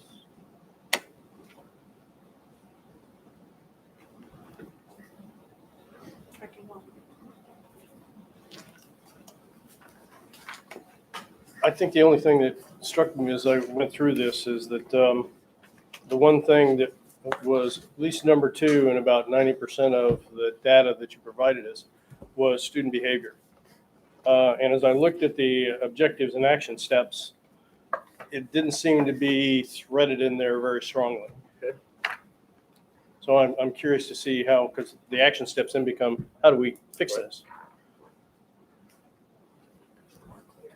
So a more consistent emphasis on student behavior with regard to the action steps. No, because you addressed the absenteeism, Right.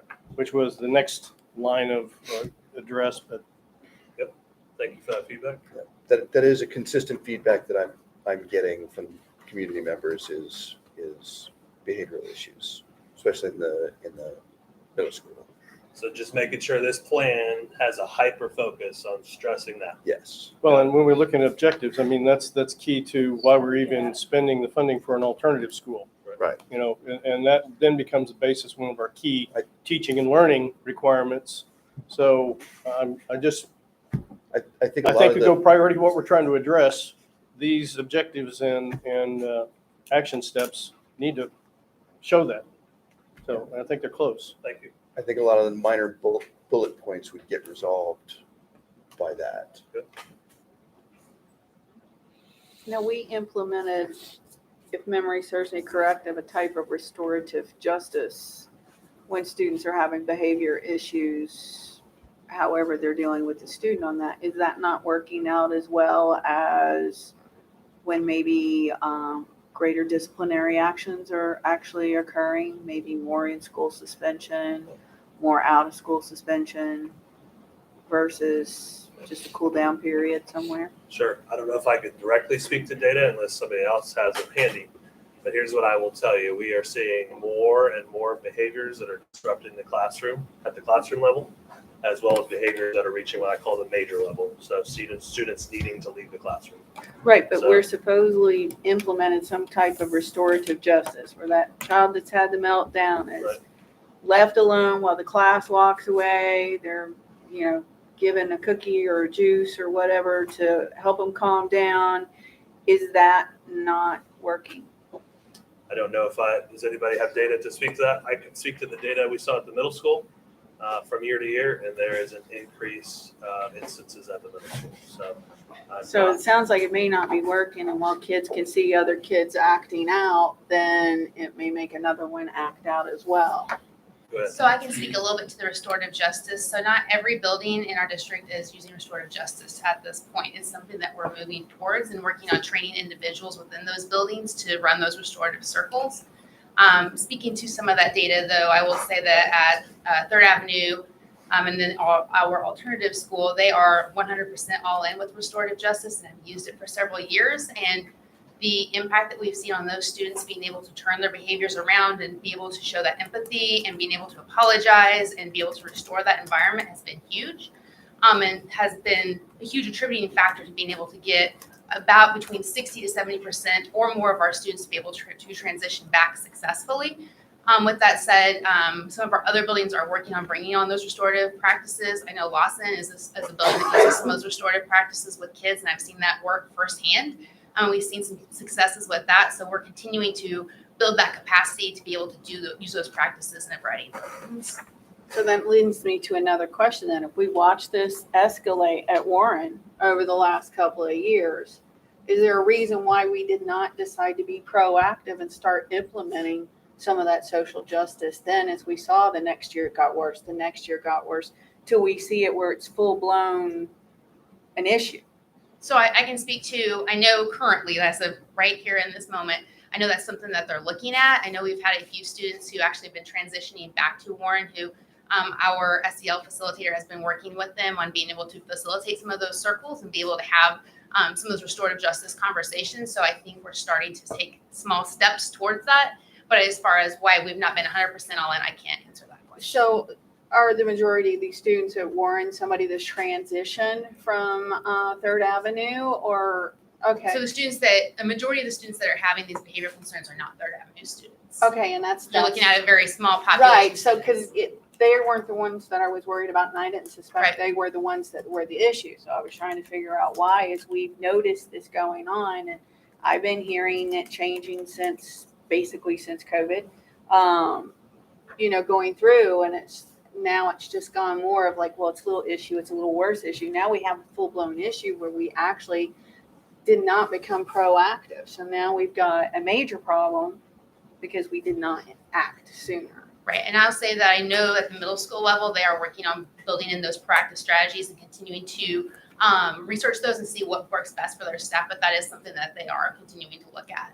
In fact, I just had a conversation today about that. And I think there's a relationship in here with what we're trying to accomplish that isn't clearly defined in much what you're bringing up. And correct me if I'm wrong, but last year's issues with the alternative school, we had it ended up being one student at the very end, but was it two? Or was it three? We had three Okay. students. But how many were recommended for the alternative school?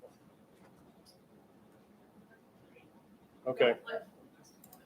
The reason why I'm bringing it up is part of what we had been briefed was that there was a number of parents that removed their student or said, no, we don't want to participate, which meant that their kid never got restorative justice. They just got to go home because they didn't want them in the program. So, and what I'm trying to get at here is when we look at what we're trying to achieve, we have teaching and learning because we're trying to get these kids back in the classroom. We've got family and community involvement, and then we have student engagement. This goes through all three of those.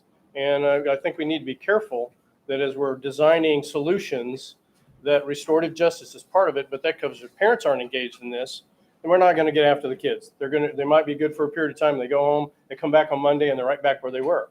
So I'm just offering up an observation here that as we go into building this plan, and we're saying that student behavior is number two, if not number one in this, we've got to figure out the second one. How do we get the family engaged in this process? Because we had parents that turned down an opportunity to get their kids in a program where they're in personal, almost one-on-one work to prepare them to go back into the classroom. So that's the observation, is that it's not really threaded in here, but you can't ignore one. You can't do one and not take care of the others. So you're saying parents turned down service. Why did that happen? For a variety of reasons. We had 5 students that we were prepared to take on. 2 of the parents, 2 of the families decided that they did not want to do that. I believe one was for transportation reasons, and the other it wasn't something that they were interested in. So, like the model itself, or I really couldn't answer that for them. Can you restate which buildings are doing the restorative model? Sure. So you would have Third Avenue School and then the alternative school at Nettie. We have Lawson Elementary that utilizes that. David Brewer has been trained and they are utilizing that. I believe Anthony is also trained in utilizing that as well.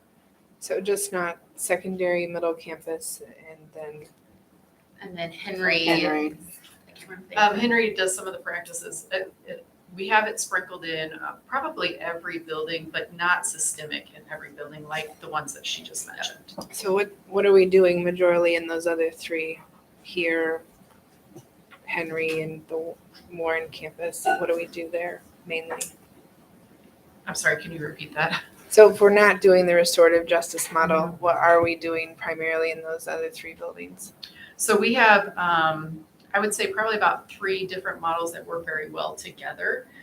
You may, at Warren, they are working on BIST, which is a model that's been around for a while, as well as positive behavior support systems. And you'll see Anthony as well as using the positive behavior support systems. They are a BIST building as well, although I don't know that they are wanting to stay as focused on that. So you have those 3 models in all of the buildings at various different types of stages. So the complaint I get a lot, I would say, I get the most specific complaints out of Lawson, and it's like, this specific student is going around out of control towards other students, and we keep bringing this up to whoever management is at that time, and they just say build relationship. And the employee doesn't feel like they're lacking in building relationship, but they feel like that's not like a, I don't know, productive response. They feel just kind of like it's a statement that they're told, but they feel like there's a gap in how to actually make it successful for everyone. And so that would be my only concern that I know of. So.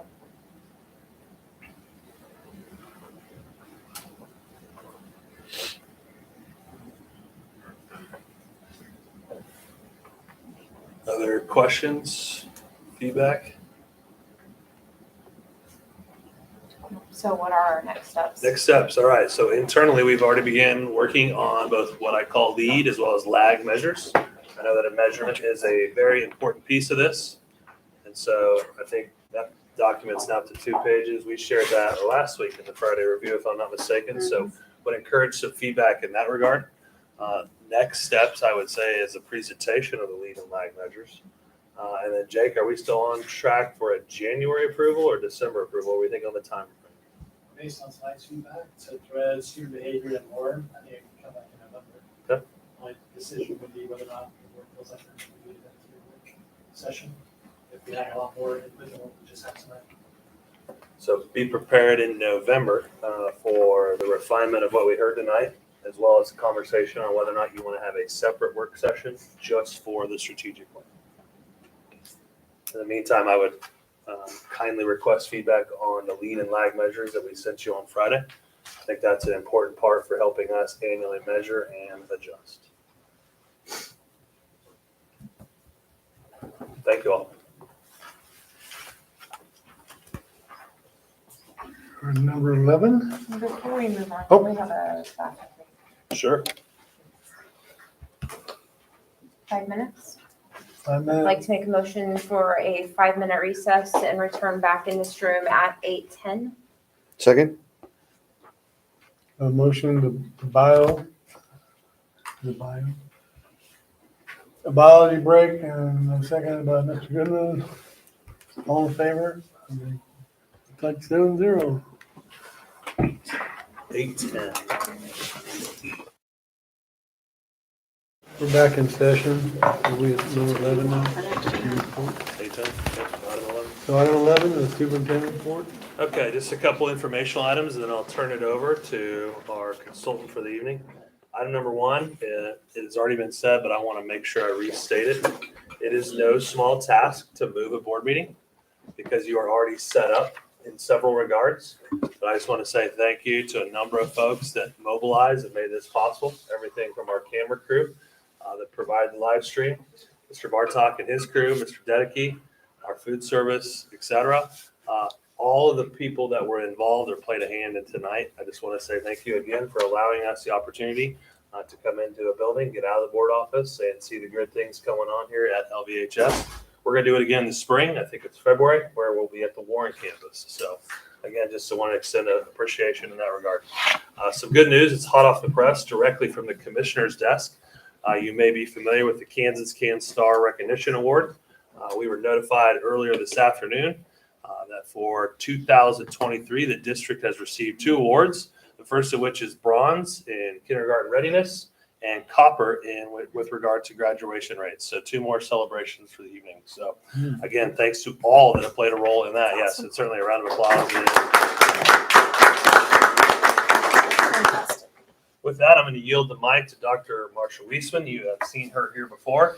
As you are well aware, you are still in your 1-year warranty period with the new superintendent. And so we're going to transition now to that follow-up piece that was promised to you when you initially contracted with KSB last year. Marsha, take it away. Yes, and it is so good to see all of you. It's been a while, and you're settling in. So, and I did appreciate your student ambassadors as I came to the high school tonight. They were very engaging, reflected well on what you're doing here at Leavenworth High School. Okay, so I have more slides here than we'll actually use. I chose to go ahead and leave some things in here that I knew your time constraints wouldn't allow us to do, just because I want to kind of hit some points. And if at some point, if you want to schedule a different meeting to do some more of this work or something, we can. But just to kind of go. So I'm not going to have you process a lot, but having worked with me before, I kind of like to get you into it a little bit. So I want you to think a little bit about like working relationships as you're thinking about as a governance team, meaning 7 elected board members and a superintendent, your governance team. What are the qualities of a good relationship? And I'm just going to have you kind of keep this in your head for a moment, but think about what are the things that make it work. And I have some different kinds up here. It seems like lately, whenever we're talking about these, we're talking about Andy Reid and Patrick Mahomes and how the allocation of leadership is divided. I also encourage you to think when we're thinking about leadership in this governance way, and what I did not put up here, but I think provides an interesting metaphor, is if you think about an orchestra with a conductor, and then if you think about all of the different sections of an orchestra, it reminds me kind of like your different attendance centers. So you have lots of leaders. You have the first chair of the violins and your first chair, of each section. And thinking about what you were just talking about with your strategic plan, there's a composer that may or may not even be visible at the time of the performance that has essentially helped to drive the mission and the vision of that work. So as we think about these things and you put yourself into this role of what's my piece in the orchestra or in the Andy Reid, Patrick Mahomes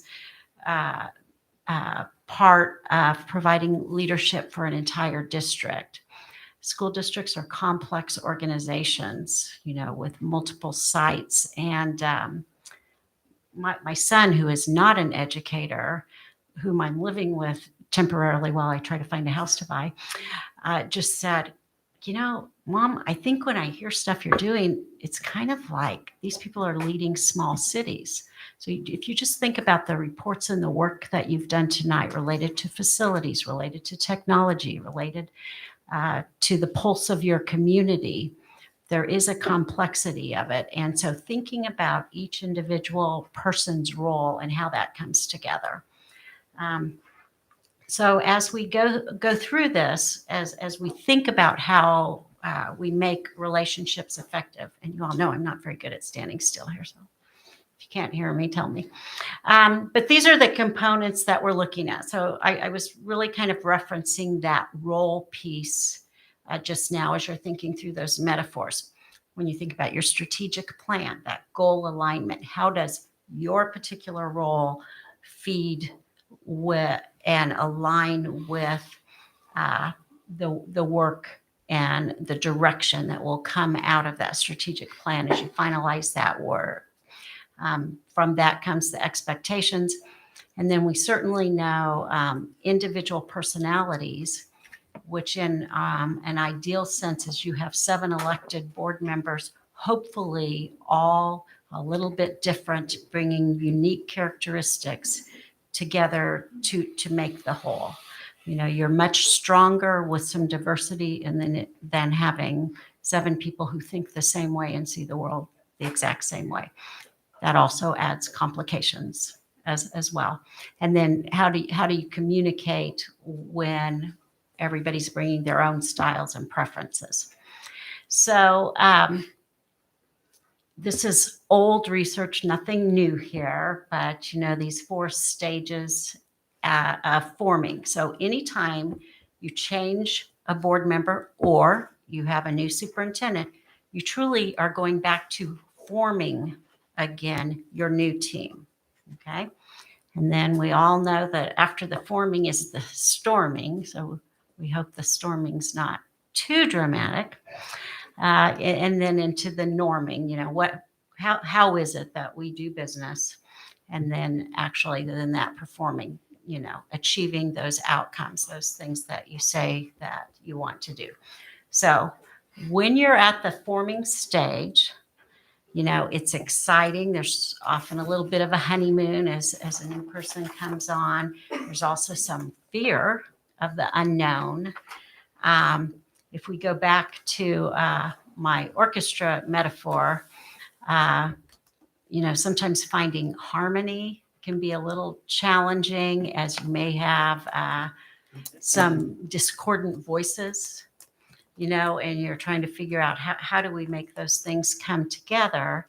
And so within your team or your relationship, there's going to be a little bit of competition in terms of who is the person that kind of takes the lead on this and who's the person that takes the lead on that. And as I listened to your discussion tonight, I heard how that emerged, that there were different topics that you talked about where different members kind of led in some of that.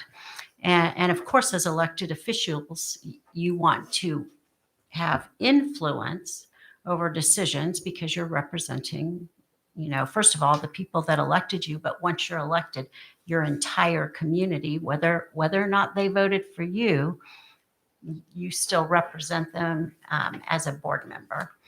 And then, ideally then in that norming, people can share those differences in a way that is safe because kind of the ground rules have been established. And there's an acceptance of, that other board member and I will probably never agree on, 75% of what we talk about, but we'll find that common ground and together, we'll move forward. And then ultimately, understanding and feeling good about the work that you're doing. So just for a moment, and once again, I'm just going to have you do this privately. I am going to have you talk to a partner in a little bit, but just in your mind, where do you think you might be? Just kind of reflect on that for a moment. I think reflecting on it and kind of trying to maintain some awareness of it helps you strategically move through those steps so that, like, if you're frustrated when you're in the storming stage, if you stop and acknowledge, we're still kind of in that storming stage of a new team because we have a new member. I think recognizing that that's a normal part of the process helps you move forward.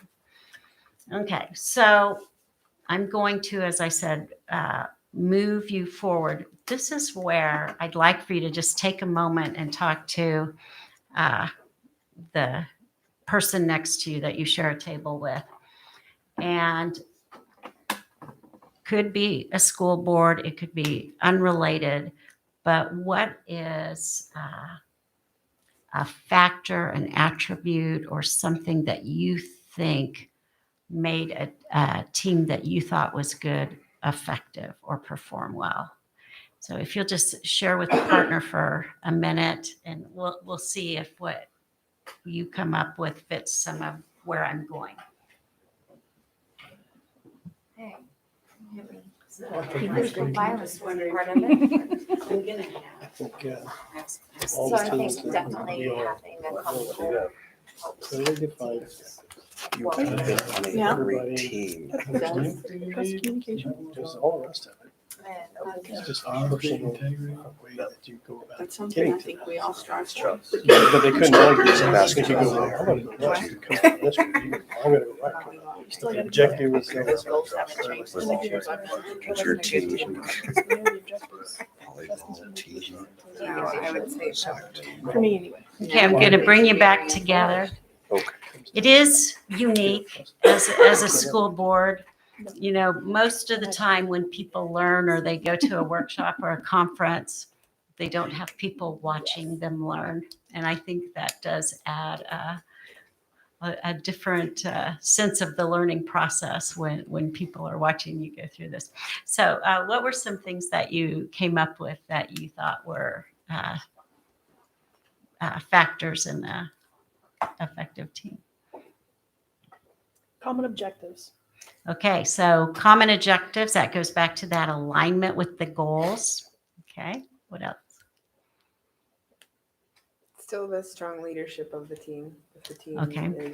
just has no joint direction, it struggles to be Okay, so productive. having a defined leadership role for the team, someone who takes that lead. Healthy, yeah, and important for healthy leadership of the team. So Okay. All right. And something else? Oh, it's not, that's ours, not mine. Making sure that there's open communication. Okay. So communication is key. How about Mike and Helen? I just said honesty and integrity is a big part of it. Okay, so honesty, integrity, often I hear transparency associated with that. Okay.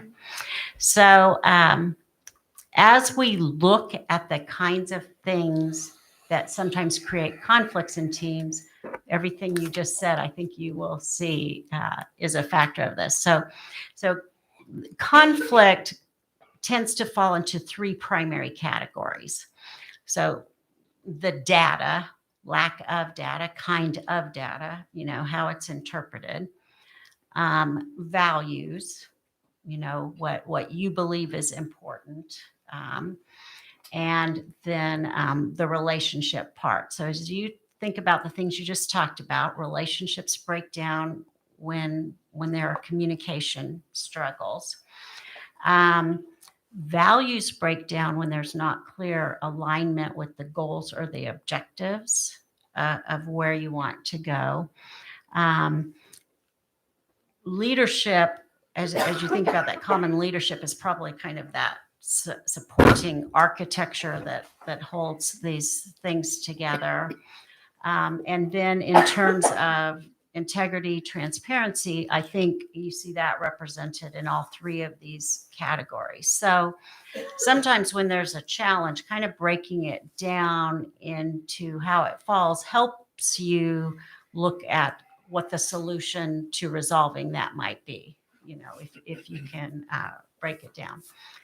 So, and I think I say this all the time, so I'm sure sometime during the superintendent search I had to have said this because it's one of my favorite quotes in school districts that when the elephants fight, it's the grass that suffers.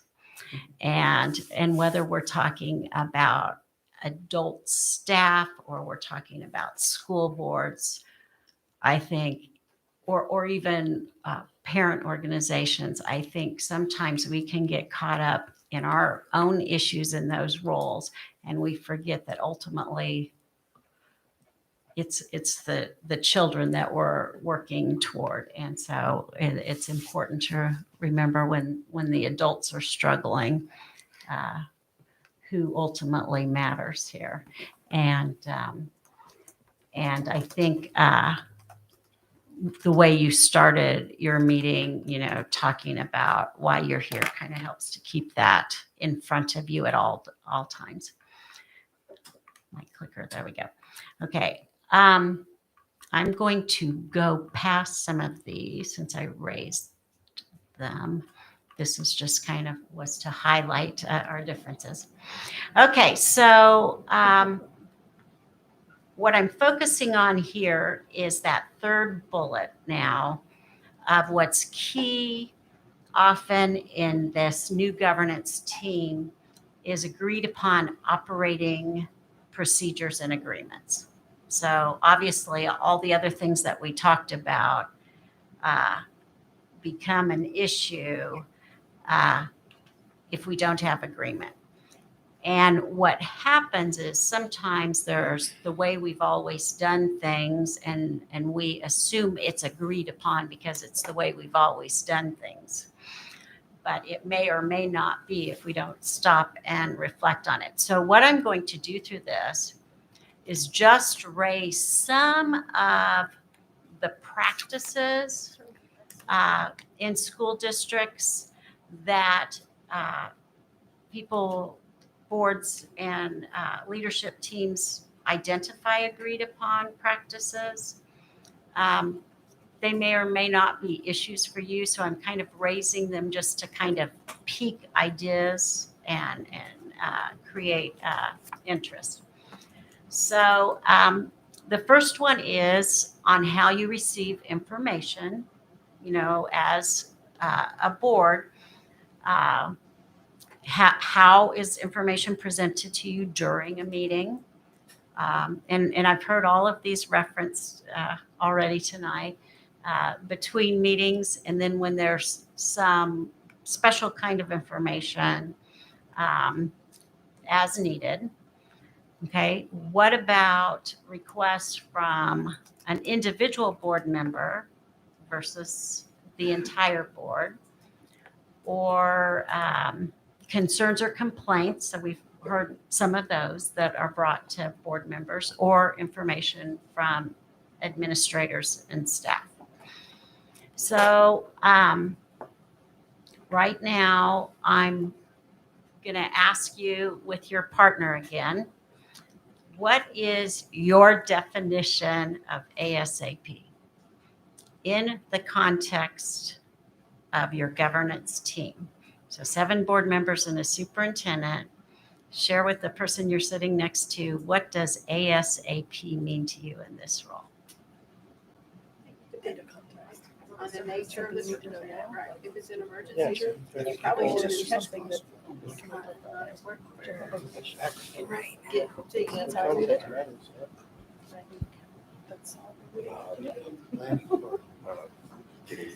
Sooner What, than the next board meeting. reaching the goal in the most efficient way possible.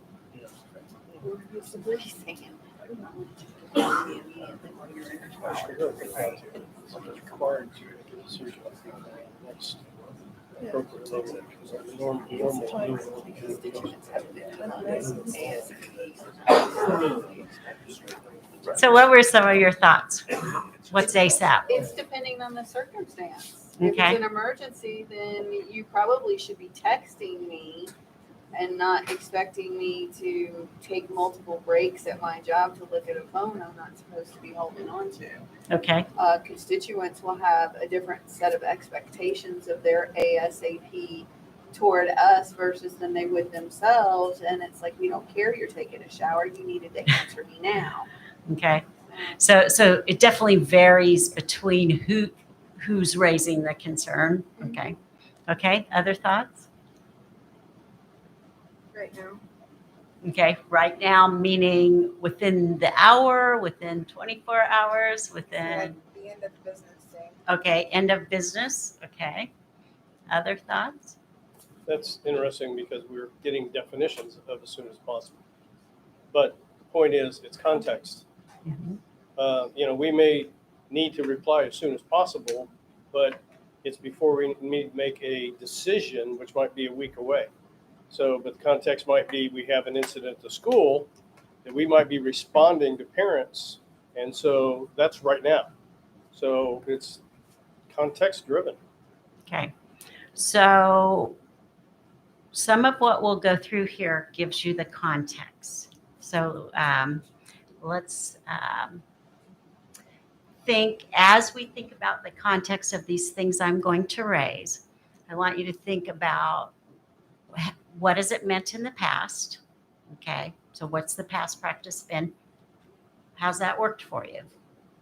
It could be that for that point in time for a period of years, that was the way to do it. But as technology changes and people assimilate new technologies into their lives, I'm sure you've all noticed their expectations of response time has also changed.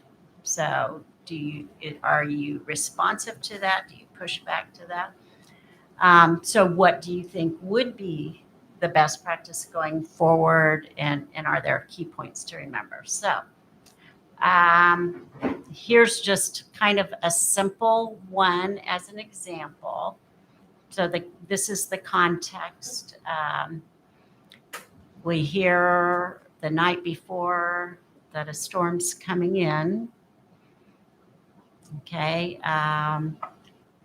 Is there an agreed upon process related to that?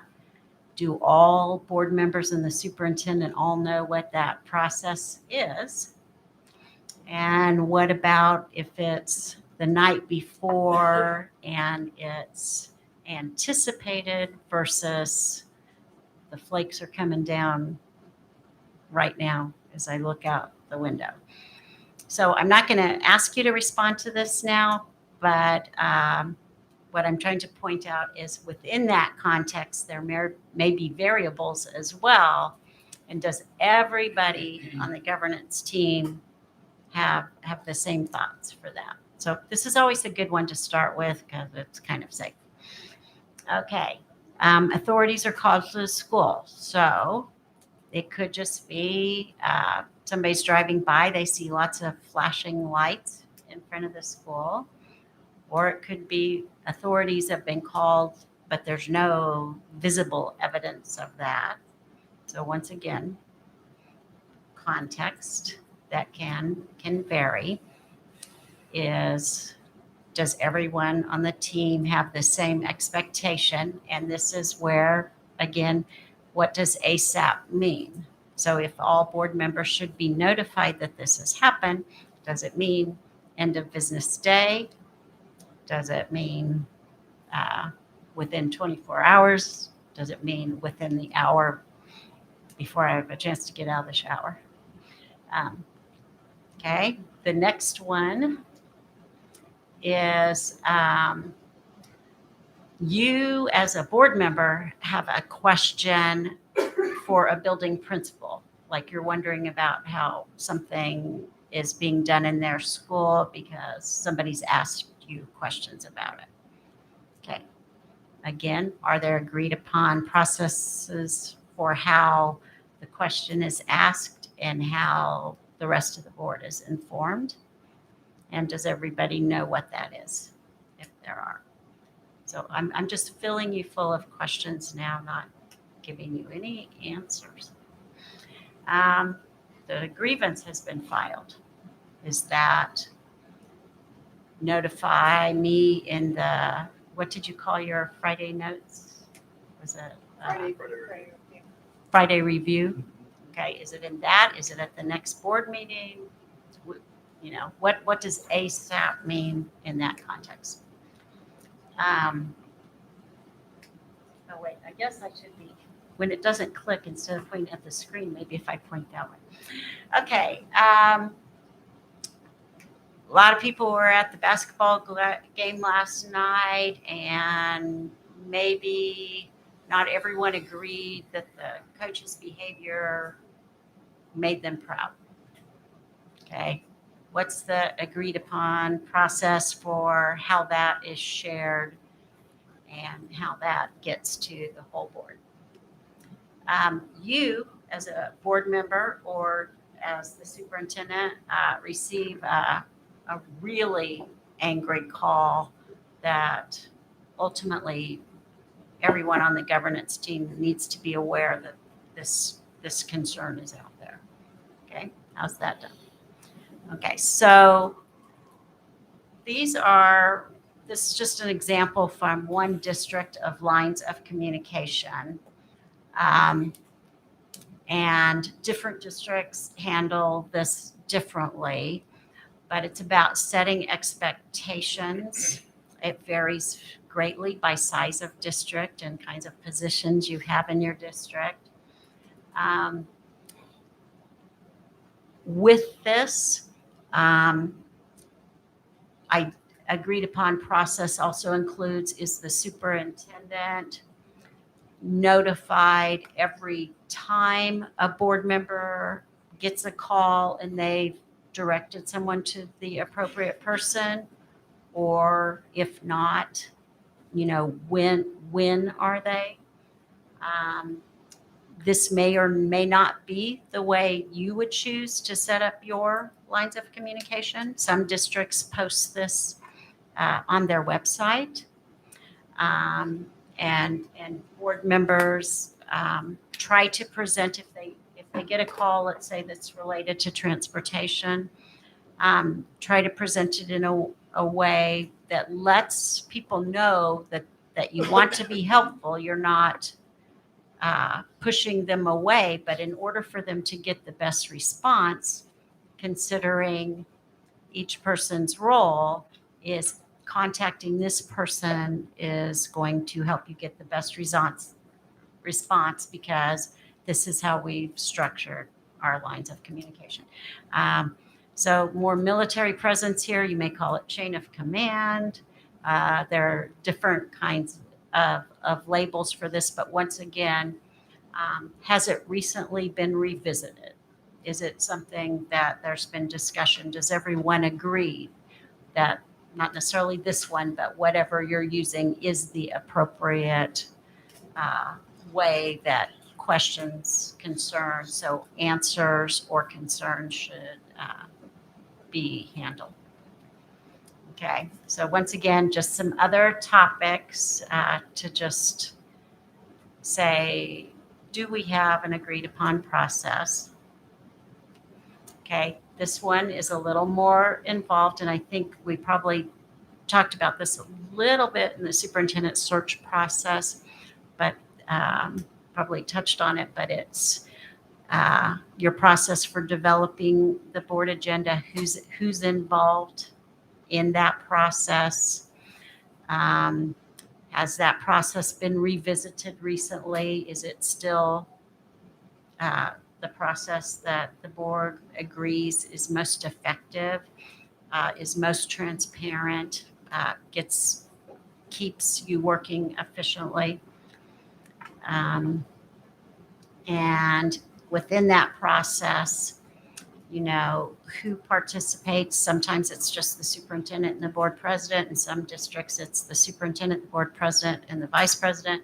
Some districts, it's the superintendent, the board president, the vice president, and a rotating member. Obviously, it cannot be more than 3 board members in that process. How do other board members request things to go on the agenda?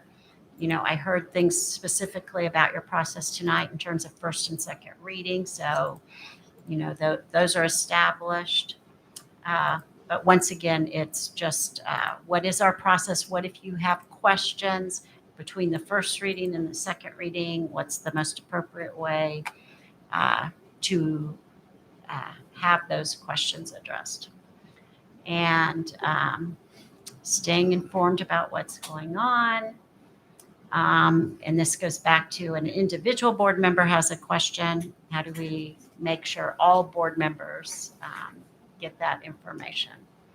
So this is our KSB broken record, Marcia's broken record of using the fire tower to talk about the role. So as board members, to really represent your community, trying to stay at the top of the fire tower because you can see far and wide that way.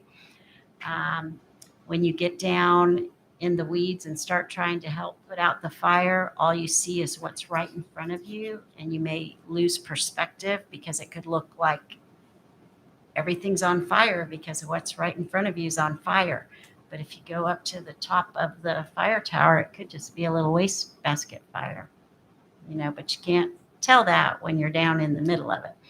So just kind of realizing how important that you're denying your community that perspective if you get down in the weeds as opposed to maintaining that, because the role of the board is to ensure the district is run well, to not actually do the work of running the district. So, which of course statute also tells us that. Answering questions, having the voice. So the board's work is really trying to identify, and this goes back to aligning to goals, your strategic plan work. You're the ones that are deciding, what you want to have happen, ultimately what your goal is. And there we go. And then the superintendent and his team is the means, or recommending the how to get it done. And so, and on both sides, sharing the why. So once again, our governance clock. So as we look, the top is the board's authority. and the bottom is the superintendent's authority and the superintendent's team. So when we say adopt policy, that's literal policy. That's also directives to the superintendent. That's also approving the handbook. That's also negotiations, all those things by which policy is created. And then as it moves into the superintendent's team, that's developing plans. So talked about discipline tonight. It's the superintendent's team that looks at strategies for how do we address the ends that the board is talking about, concerns about student discipline. The superintendent's team looks at how that can be operationalized and brings those recommendations to the board along with monitoring that progress. And then that information is shared with you and you evaluate. Okay, did we get the ends we wanted, or do we need to ask the superintendent's team to identify some new or different strategies, or has not enough time been given for adequate progress to be made?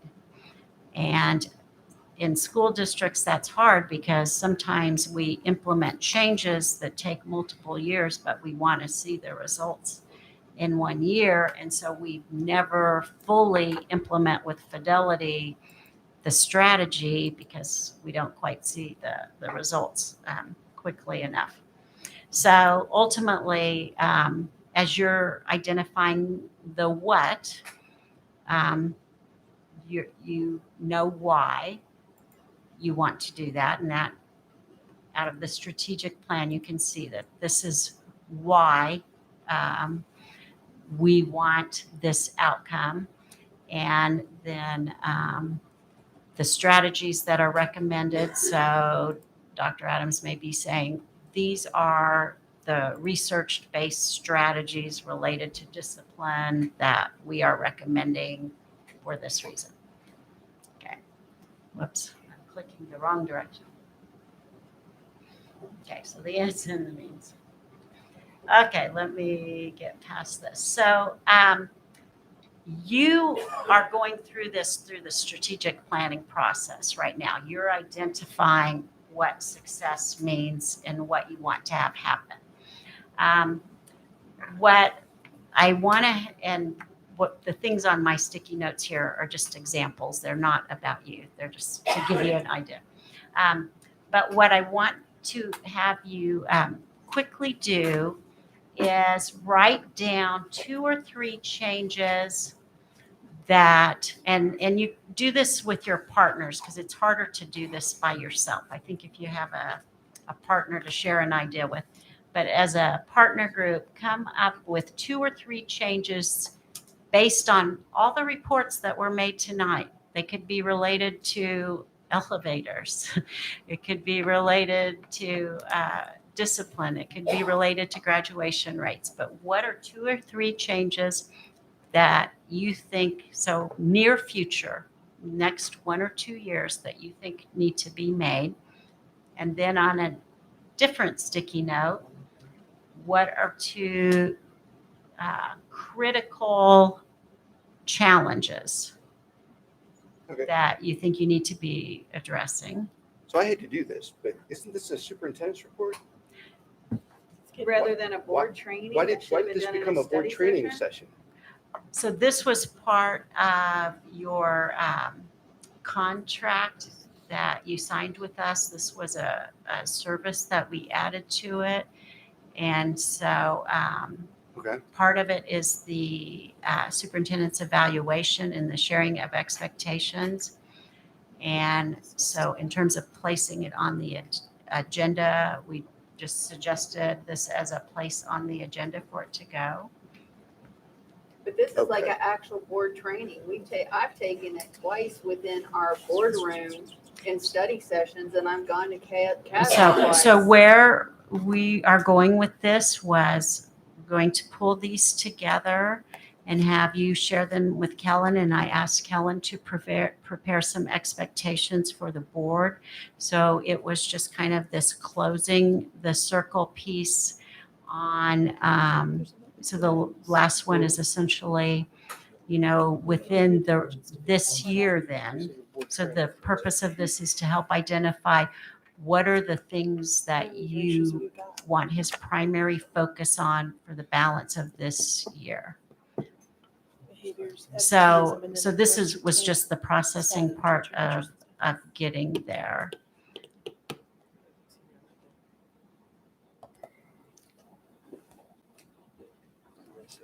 So I'm happy to have you redirect me if that's the pleasure of the board. I was just trying to quickly go through this to get to that point. It's kind of hard to do it cold.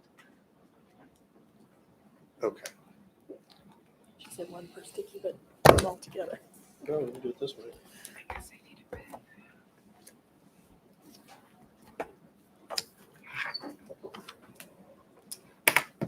Yes.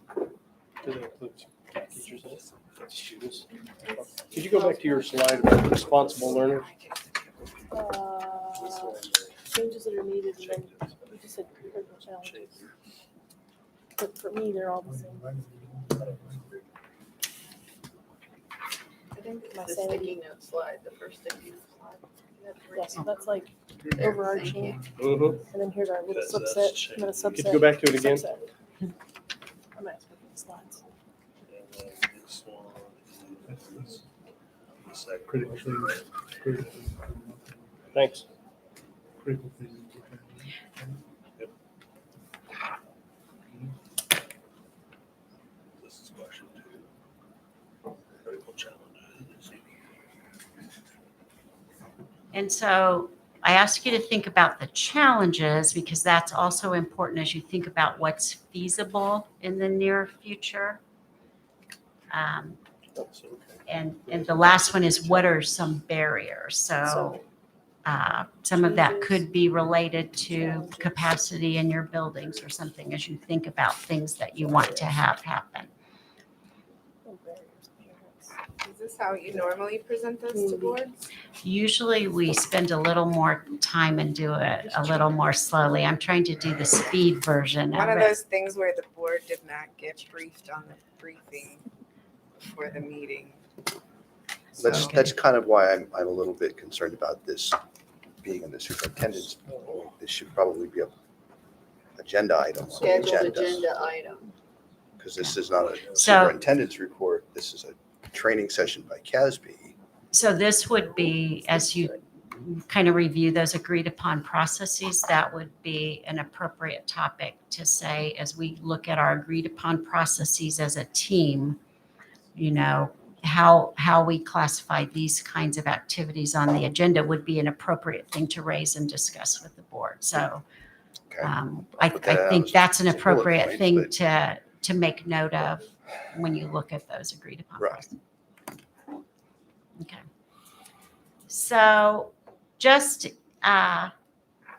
in your little group as partner there, as you think about things that are important to do and the challenges that you listed. Okay, so I am kind of doing the speed version of this, asking you to do this more quickly than we usually would. But just with your partners, think about something that you think is important to have happen and then reflect on the challenges and barriers that you're also thinking of. And then let's see if after you've thought about those challenges and barriers, does what you want to accomplish within the next year or two, does that still remain viable?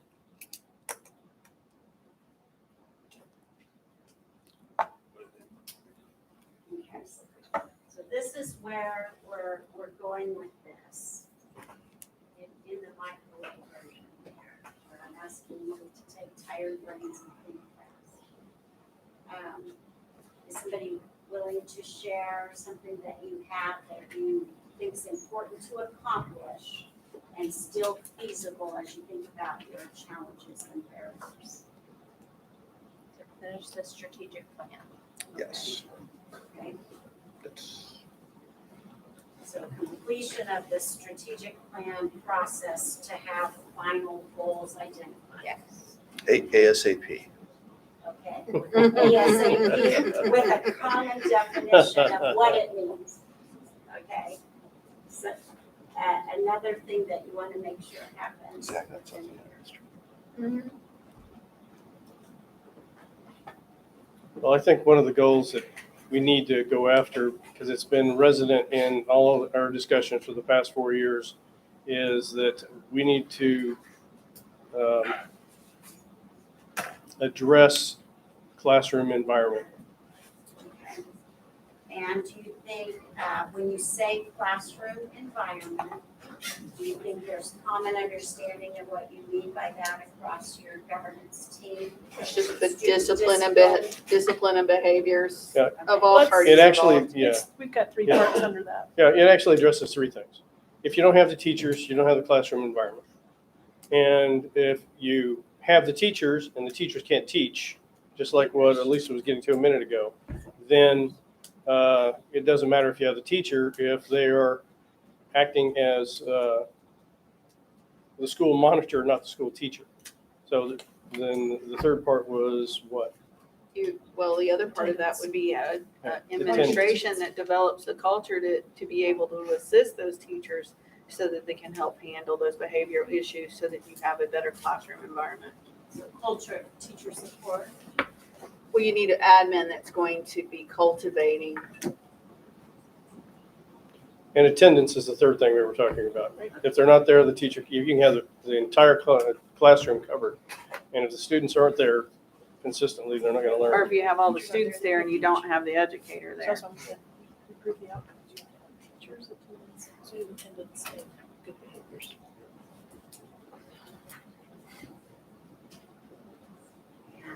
So, so chronic absences or Yes. absences more generally?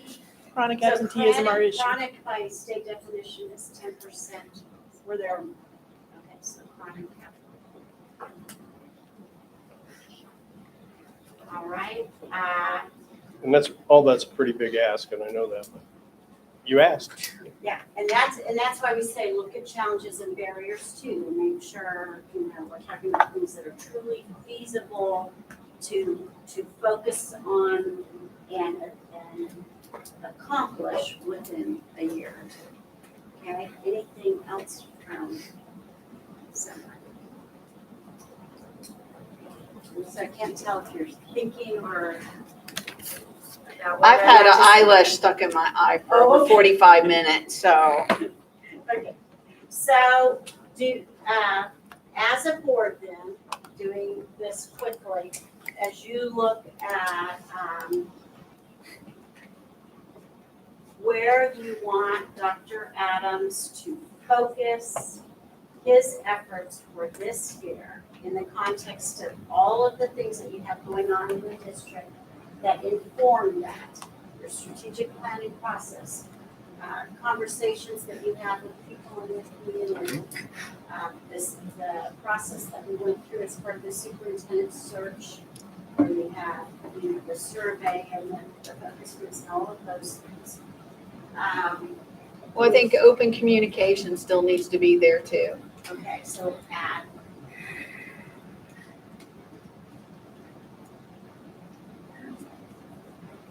Because what you don't know, you can't fix. So if it's not communicated, there is no driving force. Okay. Are there specific categories that you want more emphasis placed on within that communication in terms of communication to whom or about anything in particular or general? I think it's just generally, I think for the most part, we haven't had a problem in the almost 6 years I've been on the board. I know if I have an issue, I send an email and then, it may turn around and be sent to the other representatives, within the tree, or I may write within the tree. So I don't think that has been, and I don't foresee it becoming an issue. But I think at the same time, if it does, I'm sure the board would know how to address it. So as as you think about, see my very poor handwriting here. Sounds bad, Mom. The areas of emphasis or expectations that you have for the balance of this year and the next year going forward. So the strategic plan is a priority in the area of focus. And this is the classroom environment, so that includes discipline, a culture of administrators, cultivating teacher support, and staffing as a part of that, with retention. Is that what I heard you saying? So like retention here, which is related to this. Okay. And then chronic absenteeism, and that's staff and students. Yes. Did I hear that correctly?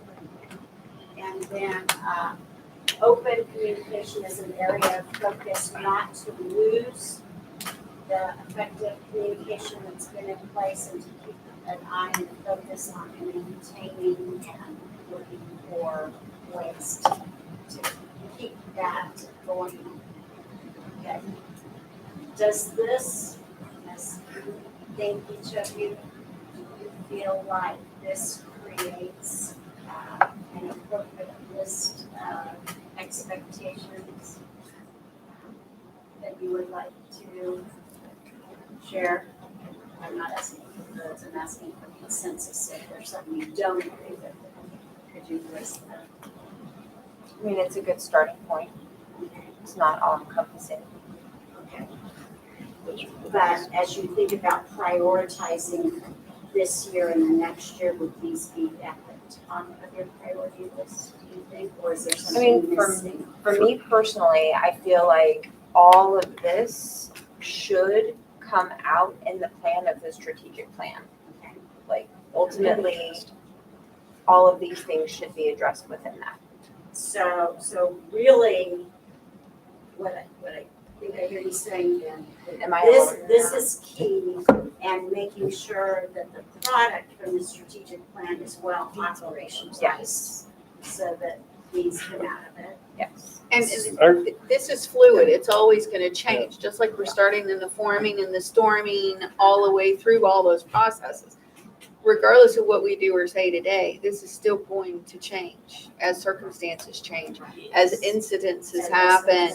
So it's not always going to be, still going to need the strategic plan, but some of those other things can be fluid, can be changed, and other things added as seen.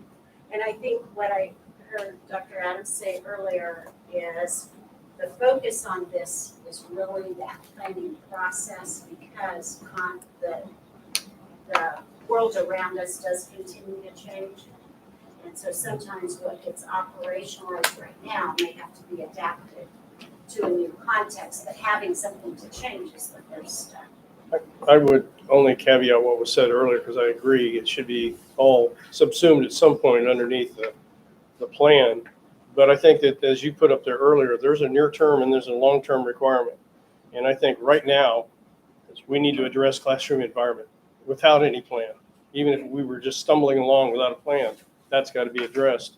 But at some point, then it becomes, it informs and is subsumed under the strategic plan. But if there's a priority, we've got to allow these teachers to teach. So this can't wait for completion. No. That this work needs to go on. Okay. Okay.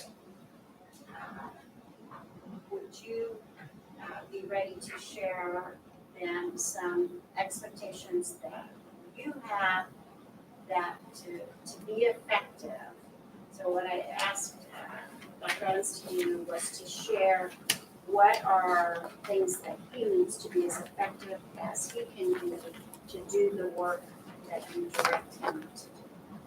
So are you ready to Sure. share this? These are all taken from a previous district that I saw success with these.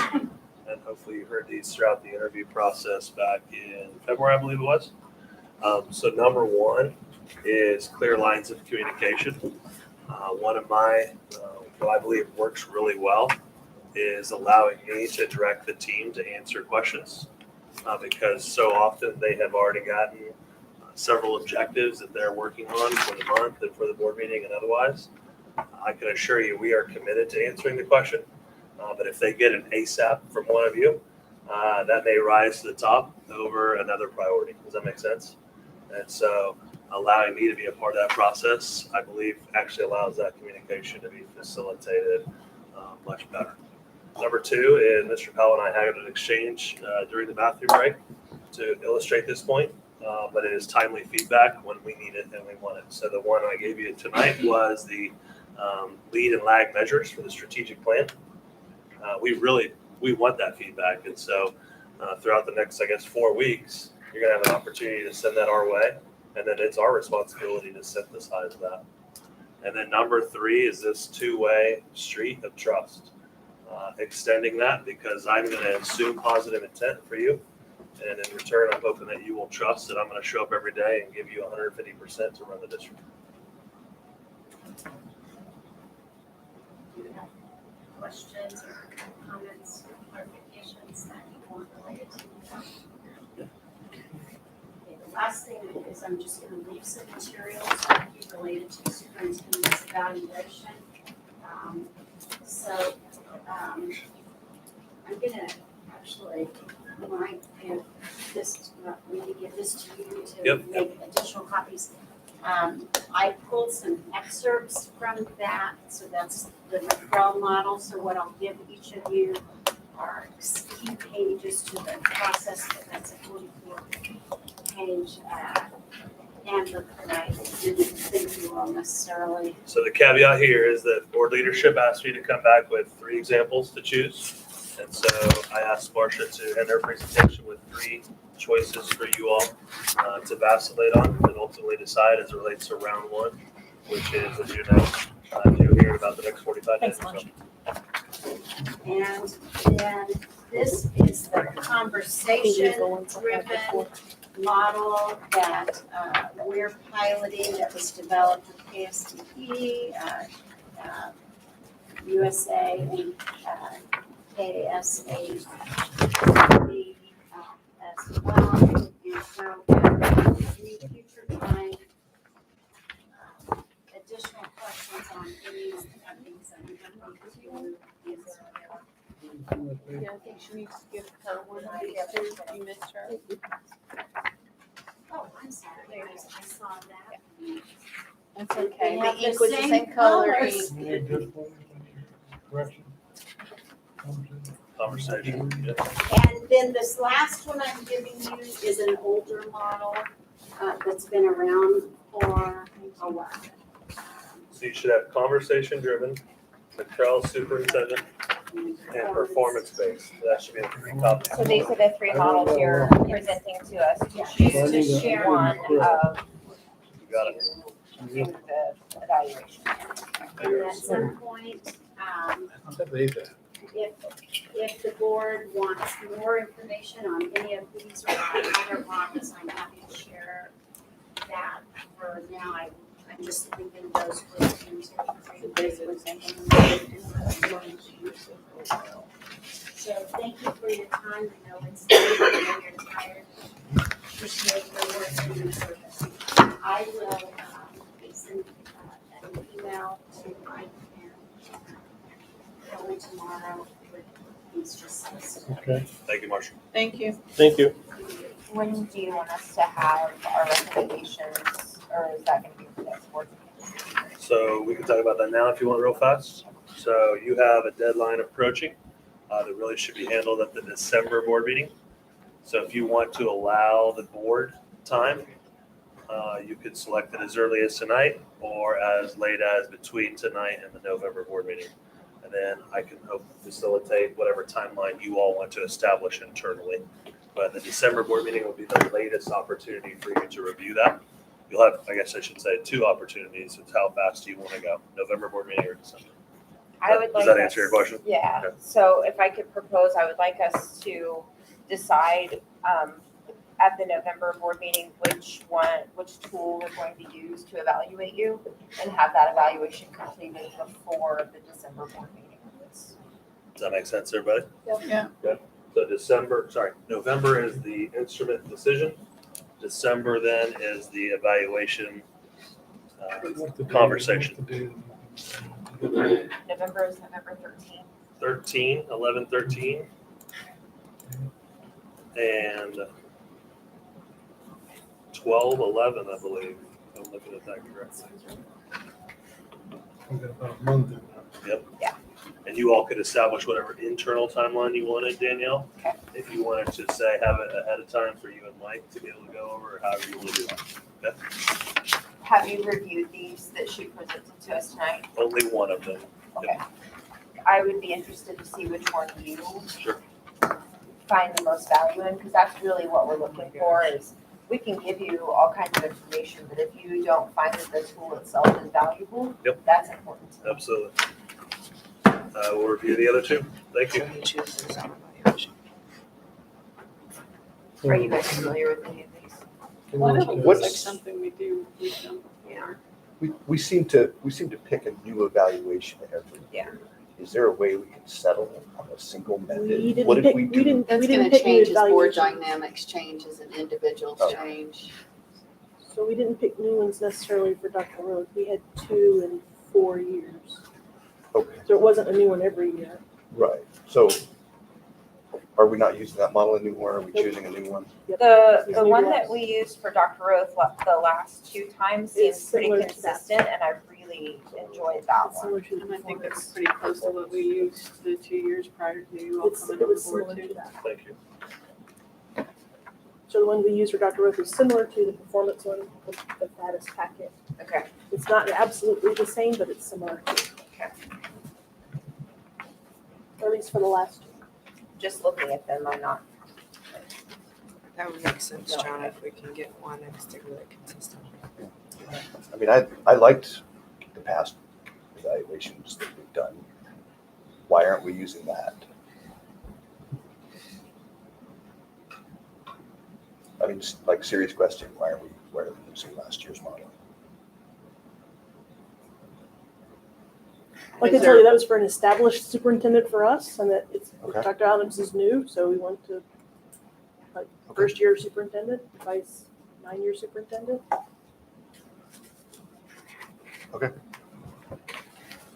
So, Judy, are you saying that these are geared towards a superintendent newly into the role? I don't know about the other 2. One of them does. One of them says it's year 1 I and 2. saw that year 1 and 2. So I'm not familiar with that model. Okay.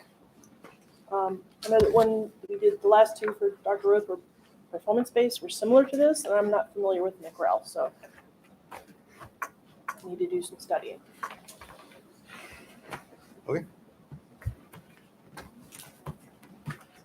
Add that to the November agenda, please. Thank you. Yep. Move it on. You are ready for item 12, I believe. Do you have anything else for the superintendent report? That is it. Okay. Mr. President, I move we go into executive session to discuss non-elected personnel pursuant to the exception of the Kansas Open Meetings Act in order to protect the privacy interests of the individuals to be discussed, and that we return to open session in this room 5 minutes. in 5 minutes. So it's 9:17. The board would invite Dr. Adams, Amy Sloan, and Robert Tangula into the meeting. If you'll look for Dr. Roth, you're going to walk right through that door and straight through the hallway. Thank you. I second, she's, yeah. Did you get that, Beth? Danielle made the motion, and let's second it, all in favor, Sally?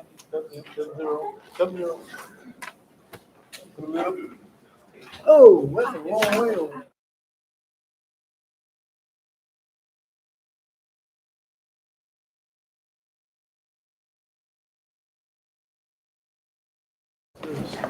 I'd like to make a motion to approve the staffing report.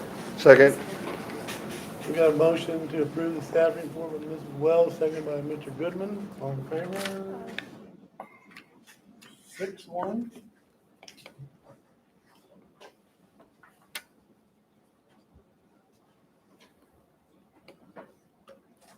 We'll carry on here. What's wrong with the staff?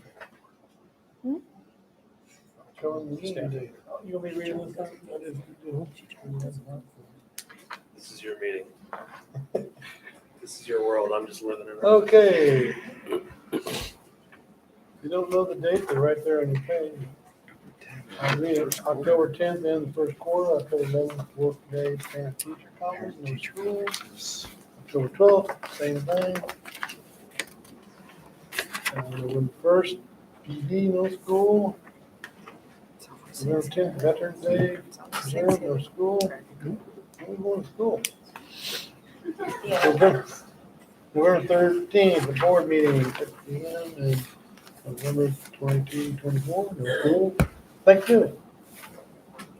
Oh, wait, we got more.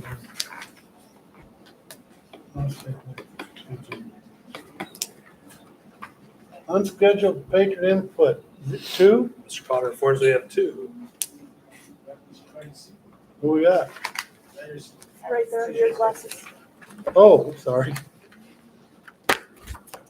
Mr. Rhodes would like to make a comment, please? Good evening, board. It's nice to be in front of you from this side of the podium. I do want to bring your attention to something that I think that you as a board, with all the discussion that you had tonight, need to be aware of. And that is, as being almost a former superintendent, one of the hardest things to do is be recognized by your peers. When you're recognized by your peers, it goes before a committee, and they select finalists for Kansas Superintendent of the Year.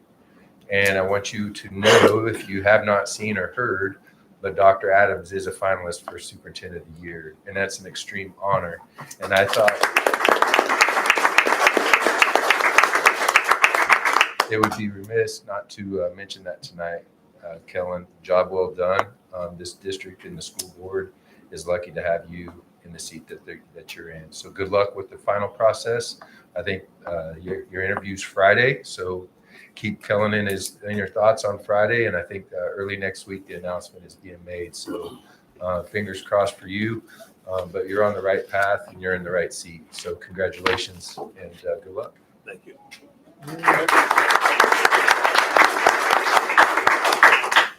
Is that Annalise Murphy? Anna. And Congratulations. Thank you. Well, good evening, members of the board, as well as Superintendent Adams. Thank you so much for letting me be here. I am a little late because I wanted to come in because I got some big news about something going on. I'm a recent graduate of Leavenworth High School, and I'm now a freshman at the University of St. Mary, and I play women's flag football there. And basically, the Olympics in 2028 has officially added flag football as one of its sports, and it is a fast-growing sport. It's the fastest-growing sport in history right now. And there's about 10 colleges now that offer flag football for women in Kansas, and I'm one who attends one of those schools. So I want to make you aware of is that, this is something that allows students to have scholarships, and we preach that we're the first in everything, but right now we're not. Sumner Academy has created their first ever women's flag football team at the high school level in Kansas. And I kind of want us to jump on that bandwagon because I want to give these kids the education and scholarships that they can have as well. So I think looking into starting women's flag football teams, especially at Leavenworth High School, is a thing to look into, especially when you have a college so close. And of course, I've already spoken to my team. I've spoken with my coach, and she wants us to mentor the teams. So, and it's something that is also funded by Girls Play NFL Flag and NFL Flag Official. It's not something that is necessarily funded by the schools. The main thing is having the facilities and staff to be able to go over that. And it is a spring sport, so that's not during regular football season. The fields are available. It's just having the staff to be able to proceed with that. But as these teams start growing, it's becoming a big thing. And I want us to be a part of it and be a part of the first league. So we'll be a part of the first ever flag football league in Kansas. So I just wanted to go ahead and tell you guys a little bit about that and a little bit about myself in that aspect. And I think it's something we should really look forward to, knowing that we have, such a close college willing to help us create this legacy. So thank you all so much. Thank you. Thank you.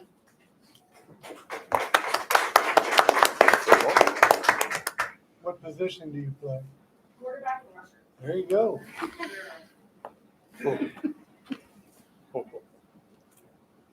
On my agenda. You are ready for 14-3, Mr. Carter. 15. Any numbers on there?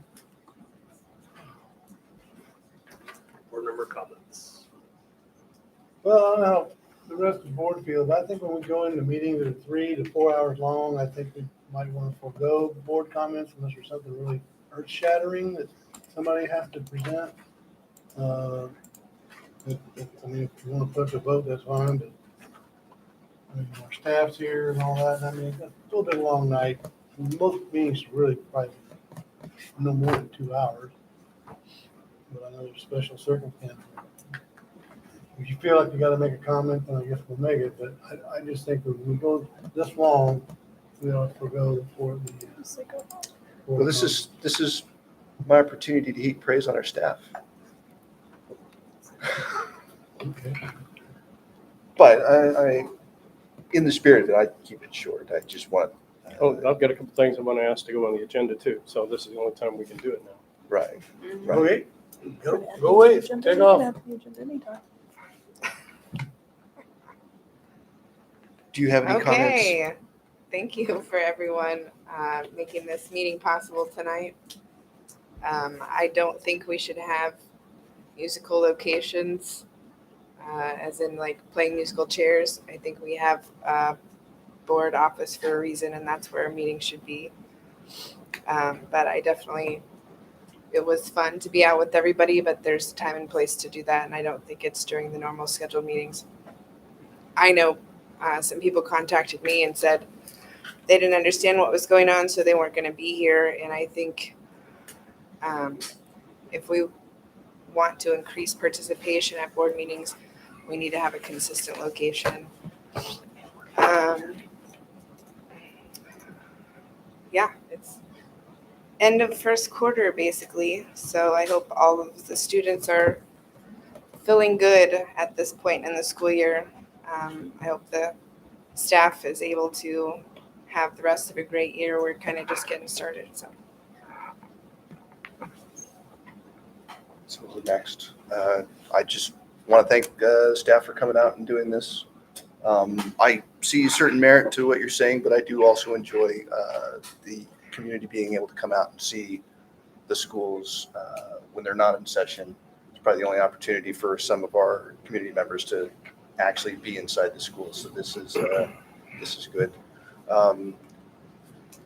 And just to reiterate, I think the food service is a great success. I've heard nothing but compliments and gratitude for making that happen. And I'd like to just extend that appreciation. So that's all I have for tonight. We didn't get to do this last month. I wanted to make sure we did it this month. I wanted to thank the community for their generosity. When you look over the gift log, again, it's always been an exceptional thing over the last couple of months. I would like to thank Chartwells for the treats that they brought us there in the back of the room. And did they also supply the apples? Or was that through 3rd Avenue? Quest. I'd like to thank Quest for these apples. They're going to be enjoyed by at least 2 people at home. They're pretty. They are very pretty and they look delightful. I'm looking forward to watching our students participate in the Veterans Day Parade, the Little Mermaid show, the Holiday Mart, where some of the students come out and sing. They still can't do this were it not for all our exceptional staff and coaches. They're the ones that help lead the way for this to happen. The Raiders are doing a great job. Watched them this last time. I want to thank the school district for allowing the Miss Kansas Volunteer, Miss Kansas Teen Volunteer pageant to be held here at the high school. I want to thank Matt for being here, for your reinforcements to take care of cleanup and making sure everything did well. And I also want to thank Mr. Brown for providing all the lighting and music and other things that he needed so the show could go on. Again, staff, educators, and things opened up the area. And I know it's not easy cleaning up after who knows how many girls changing clothes right and left every time they turn around. So I do thank you all for that. Thank you. Well, the thing about the food service that I'm going to make people remind them to understand is that when we get into contract services and having experienced this in the military and other environments, we've got to make sure that we bring them in as the team and not as those contractors. And I think that's what you saw here is them trying to become part of the team. And so we just, they're accountable to their contract, but I think it's really important for us to make sure they're part of the team. And I think we've done that. I just want to remind everybody it's easy to get into the we they. That's all, because I think they did a great job tonight too. A couple things that I'd like to see for the next meeting would be, I think we may need to review policy JCAC. I think most of us got that message, and I've read it 2 or 3 times, and I think there's some validity to it without getting into the specifics. So I think I'd like to revisit that if the board desires that. JCAC.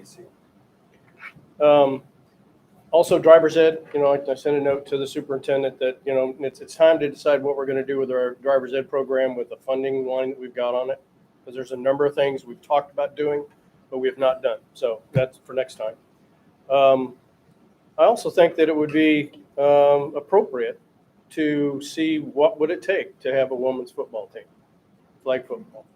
So why don't we just do that? Why don't we talk about that next time? And then the last thing is DECA. Man, it's just amazing. These kids that are going to go out in the business, they're going to be the ones who are starting the businesses, and we've seen it now. I think all of us, whatever year you've been here, you've seen these kids, and they turn around, go to college, and go out and start businesses, and it's an awesome program. So what that leads me to is we should have in the budget, correct me if I'm wrong, with HR, but a position for a CTE coordinator. And so if we're going to take DECA and all of the work that group of people are doing to the next level, when are we going to do that? So what's the status of defining the specifications for the position and then hiring a CTE coordinator to move that program forward? I appreciate all the work that everybody's done to get us here to this place. And it was a good opportunity to see the high school. I would vet that if we do it twice a year, maybe that's okay. But I think maybe working sessions at the different schools probably lend themselves better, where we're just here as a small group for the focus purpose. It's still open. I mean, people can come to the meetings, but it doesn't add to the confusion on where's the board meeting. That's all. Thank you, Mike, for letting me do that. Sure. Alright. So thanks to Quest for all the snacks. They always do a great job. They're so nice. Lots of awesome things going on in the district, but I really wanted to do a shout out for the Education Foundation because of the Pioneer Pride Patrol, all of those things that happen for all those grants for all those awesome teachers. And one of the things that's coming up in November 3rd is Murder at the Pie auction. If you haven't looked yet, please come. It's going to be awesome fun, and it supports the foundation, which in turn supports our theater programs and our kids and all the other awesome things they do. Dr. Rose stole my thunder about Dr. Adams and his top 3 here, so let's make the top 1. Good luck. And then I do want to say thank you to all the district, to everyone is part of getting those bronze and copper ratings, because not everybody can do that in the state, and that's awesome stuff. And it just goes to show just how dedicated our staff is from top to bottom. And while I'm thinking about staff, our quiet professionals, custodial staff across the district, they're always forgotten. When we say thank you to all of our staff, remember all the teachers, remember all the classified folks except for custodians. And they're the ones who make everything look awesome every day. So thank you. And that's all I have for tonight. Pause. I've got one. So the band at the high school recently competed last week on the 4th at the Capital City Marching Festival at Washburn, and they came away with a 1 superior rating. Mm-hmm. So congratulations to the band. It was very well done. It was the first trip I've missed. I was very sad, but that's okay. Recordings happened, and they did it without me. I have nothing to do with it. And then October 14th is the next and final marching festival. It is open to the public. It's out at K-State. It's a whole day of marching band from all over. It's not just Kansas, it's central states. So I think Nebraska, Oklahoma also participate, as well as Kansas. Everyone is welcome to come out, and it is a day full of fun. So October 14th, Tuesday, we're gonna get a one again. I want to thank my 4 children that graduated from this high school here for the teachers they had and molded them. I took my kids out of Catholic schools because my wife and I are both educators and they weren't getting an education in our eyes. And their lives were really turned around by coming to the high school. I also have 3 grandchildren graduated from here, and I want to thank teachers for those kids as well. I don't think any of them got indoctrinated. I don't think any of them ever talked about critical race theory around our dinner table. So I think that's just a recent thing that's going on, and hopefully it'll go away. With that, All right. Kelly, are these yours? This was way more than Oh, is that it? Adam's.